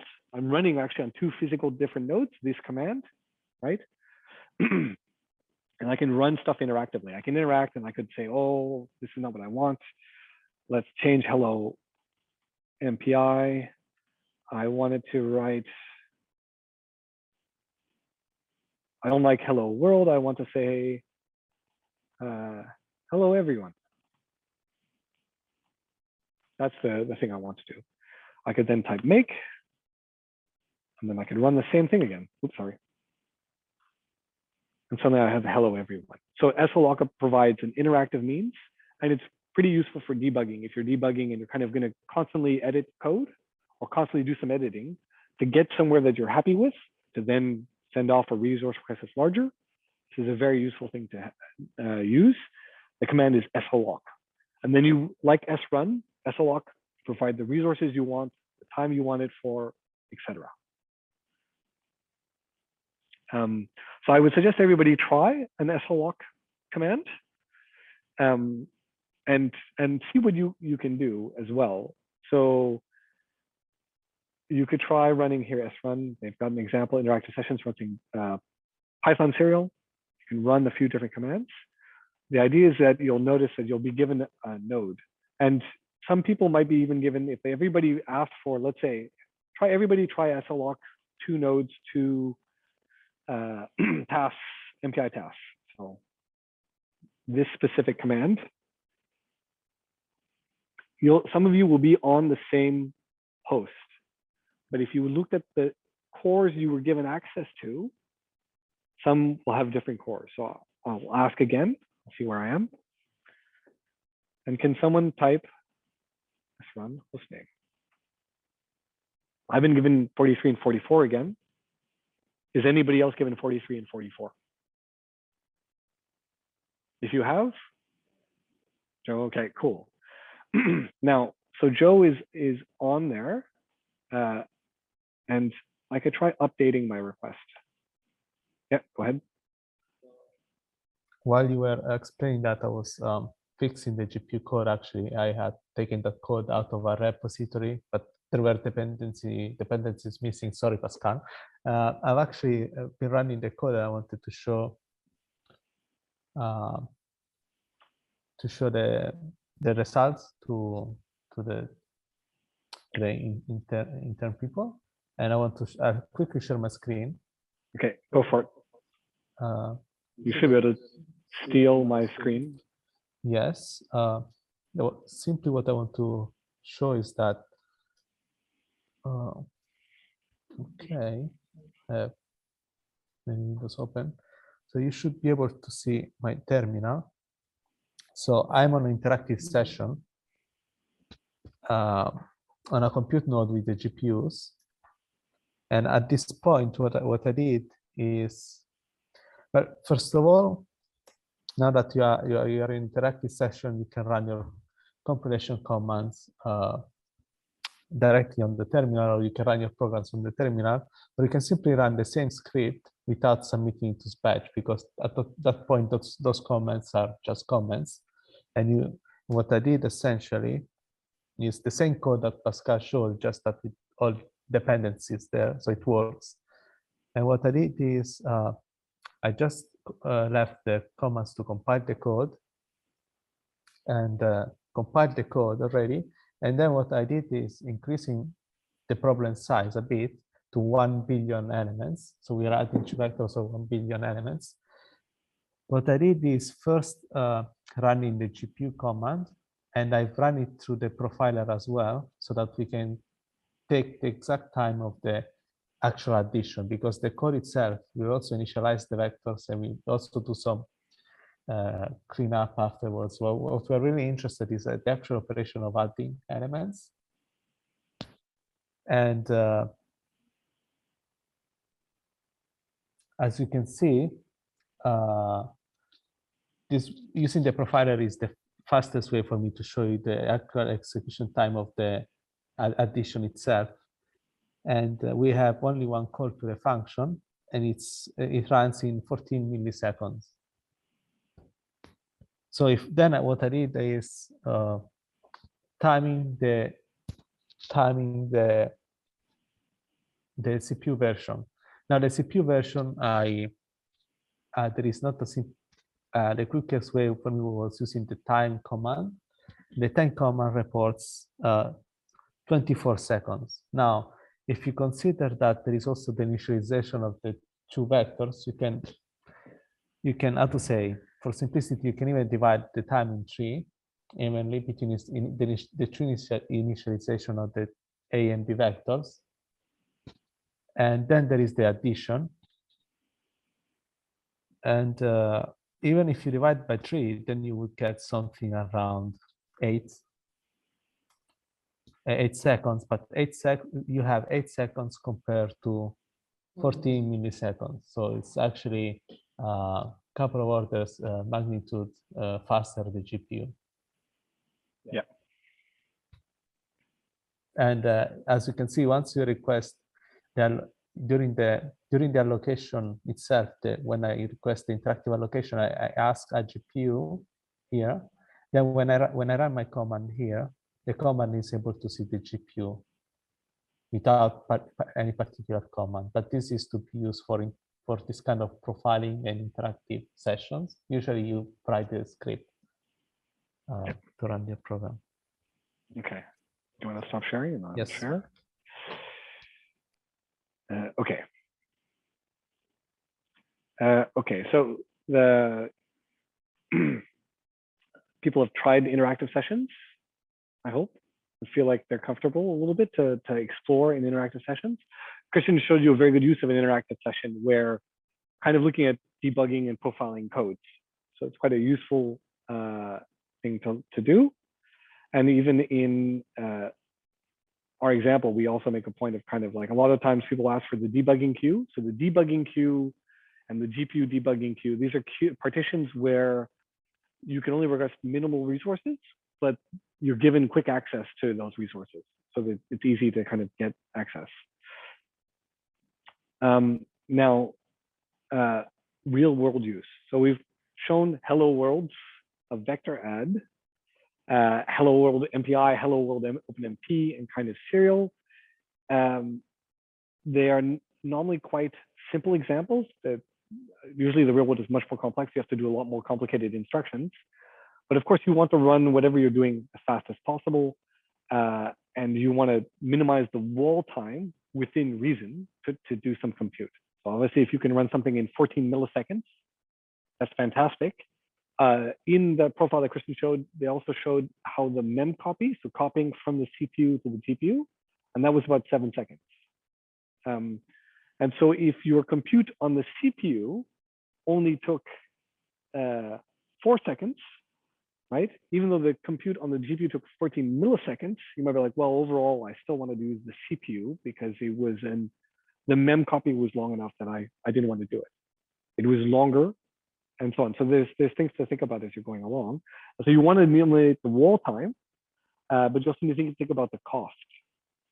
So you cannot indefinitely scale code, right? At a certain point, adding another computing element. The example would be, Kristen went to 1 billion, we said, elements. So if you do 2,000 elements, you don't get a lot. If you do 5 elements, you're just not getting any speed up. The GPU is not providing any speed up. It won't scale any faster than doing 1, 10, etc. You really need a large number of elements to notice speed up differences. And there's also a certain point at which you will no longer scale. So if you're doing 1 trillion elements, one, you wouldn't be able to fit it on the GPU memory. But also there's memory bottlenecks. It's also how the code does stuff is like random access order. So if things are randomly accessed all the time, that can be quite inefficient. And so there's only a certain amount of how you can scale. So you do need to think about the costs for the stuff that you guys are going to submit. And it's the wall time times resources. So if you are requesting lots of resources to shrink the wall time, great. But at a certain point, the efficiency of the code will mean that you can't just keep requesting more and more resources. So the and for large jobs, right? You might request it for 100 nodes. That's a lot of compute. and it ends up being about 28,000 core hours for one on Magnus.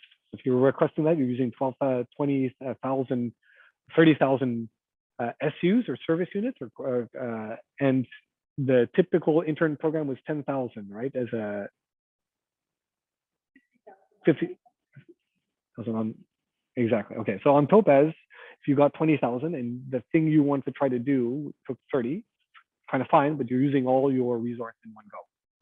So it might be that, especially if the code is very inefficient at that point, you could regress fewer resources, wait a little longer, and make better use of the allocation you have. Now, I kind of mentioned this as well, but you do need to think of how the codes are doing their parallelism, right? Whether it's distributed memory or shared memory, and just providing the presence of, let's say, the open MPI module. So provide MPI as a module does not mean that you get that parallelism. You have to make, that code has to be able to use that type of parallelism to begin with. Some codes are, best tackled with GPUs. Some codes are best tackled with CPUs. And then, some are embarrassingly parallel. So there's no communication. You're essentially doing let's say that LS that I ran. LS is an embarrassingly parallel program, hitting the server. But if you did something similar where there's no communication required, everything is completely independent, those real world uses that embarrassingly parallel problem can scale indefinitely because there's no communication required other than the initial start point, right? Now, in terms of HPC, as we mentioned in the first instance, the idea of supercomputing systems is that you have a computing unit that provides essentially a motherboard with CPUs, GPUs, high bandwidth like memory, and quick access between all these various elements on a given node, and slightly slower access across nodes. So the fastest thing is in terms of communicating memory, because you're always going to do that. If you're computing something somewhere and then saving it, it's got to go to RAM. So it goes from the RAM to the CPU's cache, then goes back to RAM, etc. That's all on a compute node that's very fast. You then connect these up with very fast interconnect, but there are limitations, right?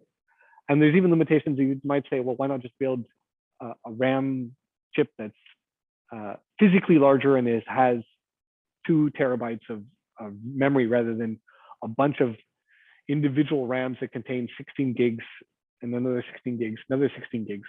Obviously, if you need to replace an element, suddenly you're replacing 2 terabytes versus 16 gigs. So there's just obviously engineering issues, heating issues, and so on. So there's limitations to how much computing you can put with the fastest access in terms of per node.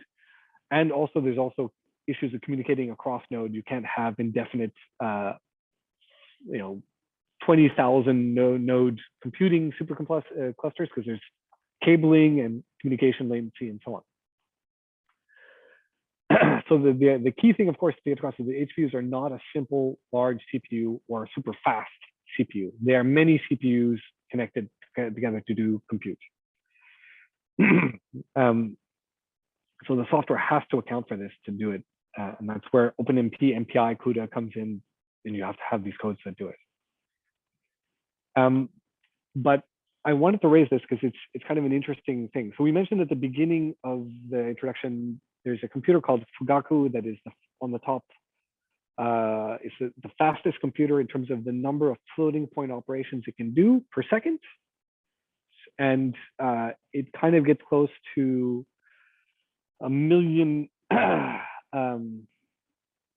teraflops or a billion flops. So that's the gigaflops, right? So because it's close to the exaflop scale, but it's designed to has a fast interconnect and so on. But some programs don't really need that. So folding at home is a good example of an embarrassingly parallel problem. They send off little packets of data on your laptop and you do some compute. And the folding at home, this was a little while ago, but if you looked at what they got available to them as computing resources, they had 3 million CPUs, 250,000 GPUs, and or close to 300,000 GPUs, both AMD and CPU. And the total number of CPU cores, not just CPUs, but like computing elements, was 21 million, right? But it's an embarrassing parallel problem. So they were just running on laptops everywhere, right? They didn't need to do the fast communication. So this was exascale level in one software, but it's an embarrassingly parallel software. And that is a very special case. Most of the time we will not have, you'll need to have things talk to each other fast. And an example of protein, so protein folding home is folding proteins, but like very simple calculations. If you want to do really complicated molecular dynamics, you could do something like NWChem, which is a software, and that does need fast communication. It doesn't scale indefinitely. At some point, given a problem size, adding more compute does not do anything. And so because each pore is doing a bit of the simulation volume and then has to communicate their results often and quickly to other cores doing other portions of that simulation problem. So here's a good example of indefinite, it's sort of inefficiencies that crop in. So here is doing a specific simulation with NWChem and the number of cores that they're adding into the compute to do it, right? So they're doubling every single time, and then the wall time, the decrease in the wall time taken to get results. And then here an example where you increase the computing resources by a 2 and you kind of get a wall time shrinkage of 2. But then if you do it again, it doesn't shrink by half. You know, you are getting stuff that's running in less time, right? So here you're looking at 1 hour of compute using 1,000 cores, but then you're getting to, you know, still 0.75 hours of compute and using 4,000 cores. And so it's faster, but it's got much higher cost. So it's not suited to the resources you're providing. And so going forward, you guys will have to get used to the idea of thinking, what do I need to do? Okay, I want to do it in 1 second. Can I? Maybe not. You might have to wait 5 hours. And the 5-hour compute time might be not as good as just waiting 7 hours and using less resources. And you can't just keep pushing the number of cores, right? So there's this turnaround in which you get the relative cost of doing compute. So this is the cost as you increase the number of cores, the relative wall time. So it's dropping nicely. But at a certain point, the inefficiencies of how the computation needs to be done by the software, it means that throwing more resources at it means it's not an efficient use of those resources. And so the efficiency starts, the cost starts increasing. But of course, the idea is to try to increase the scope of your science. So we do want to provide resources. I have a question. So can you get an estimate of the wall time through run experiments runs, essentially? Yeah, so I will, how to explore. So I'll jump to this right now. So obviously it's very problem dependent and it's not even code dependent. Some codes like the NWChem that I mentioned, some type of simulation volumes will be very efficient in how you can distribute workloads. And so you can throw more resources at it. Other ones are not. And so because it's a priori not obvious what the best decomposition to be resources and wall time, you do have to experiment. So there are people doing scaling tests. Thankfully, for a lot of software that's available, like NWChem, other people have done scaling tests. So you can look at the scaling test and how the code behaves and go, all right, this simulation that they're running is similar to my simulation. It took 17 hours on 1,000 cores. It's probably gonna be something similar. But realistically, if you are starting from scratch, not necessarily knowing how stuff scales, and you're kind of going from your desktop, I would use your desktop on small sample problems, see how it scales as you increase the problem complexity. And then when you're migrating to Magnus, Topaz, Zeus, you'll have to do the same type of scaling test where you have a fixed problem size and you throw more resources at it as you gradually increase, let's say, the number of MPI tasks that you provide to the code, right? It's really good to get an idea of the scaling tests. The wall time compute, like the total wall time taken to something, is very non-trivial. It depends on how far evolved you want to evolve the system. So if you want to do a protein and fold it only once, figure out some folding, maybe that's not that bad. But if you want to see the interaction of a protein with other proteins over 10 nanoseconds, that might take a lot of compute depending on the interactions, and it might take a lot of time. I'd love to provide a more simple arithmetic, like mathematical way of determining the wall time required. The best thing is to start off with 24 because that's the maximum you can have. And if and also to make sure if your code has checkpoints and restarting. So the idea is that there's a lot of codes, as Basha mentioned before, which can run part of the way. So let's say you want to do 10 nanoseconds, and in 24 hours, you can only get to 5 nanoseconds. Some codes offer the ability to essentially go, I'm stopping in an hour, I'm at 23 hours, I'm running for 23 hours, I need to start writing an output so I can restart myself from this save point.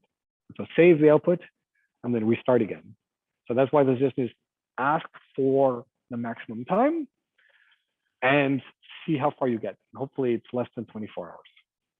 If it's more than 24 hours, and this was a question, if it's a lot more than 24 hours and you have checkpoints, so like restarting capability, saving capability, that's fine. But if it's not, that's a serious issue. And it's not a serious issue supercomputing wise, it's a serious issue of getting results wise, because if you need to run for 17 days to get an answer, what if this computer goes down in those 17 days, right? That is not ideal. So hopefully at that point, if it's the 70-day end result time, you can add more resources and shrink that 17 days down to 24 hours or less. And if that is not possible, that does require like thinking about what you're going to do, because it's not trivial now. That's a very, you have to figure out how to do stuff in steps. But always, same thing with GPUs, when migrating to GPUs, it's a little bit more complicated because it's not obvious to translate a task from a GPU to from a CPU to GPU. But I'm going to briefly mention that we can explore this if we have a little bit of time. I'm happy to do breakout rooms, but we do have a way of showing how GPUs could be used to speed up compute. We showed the vector addition, but a common thing is TensorFlow and some AI software.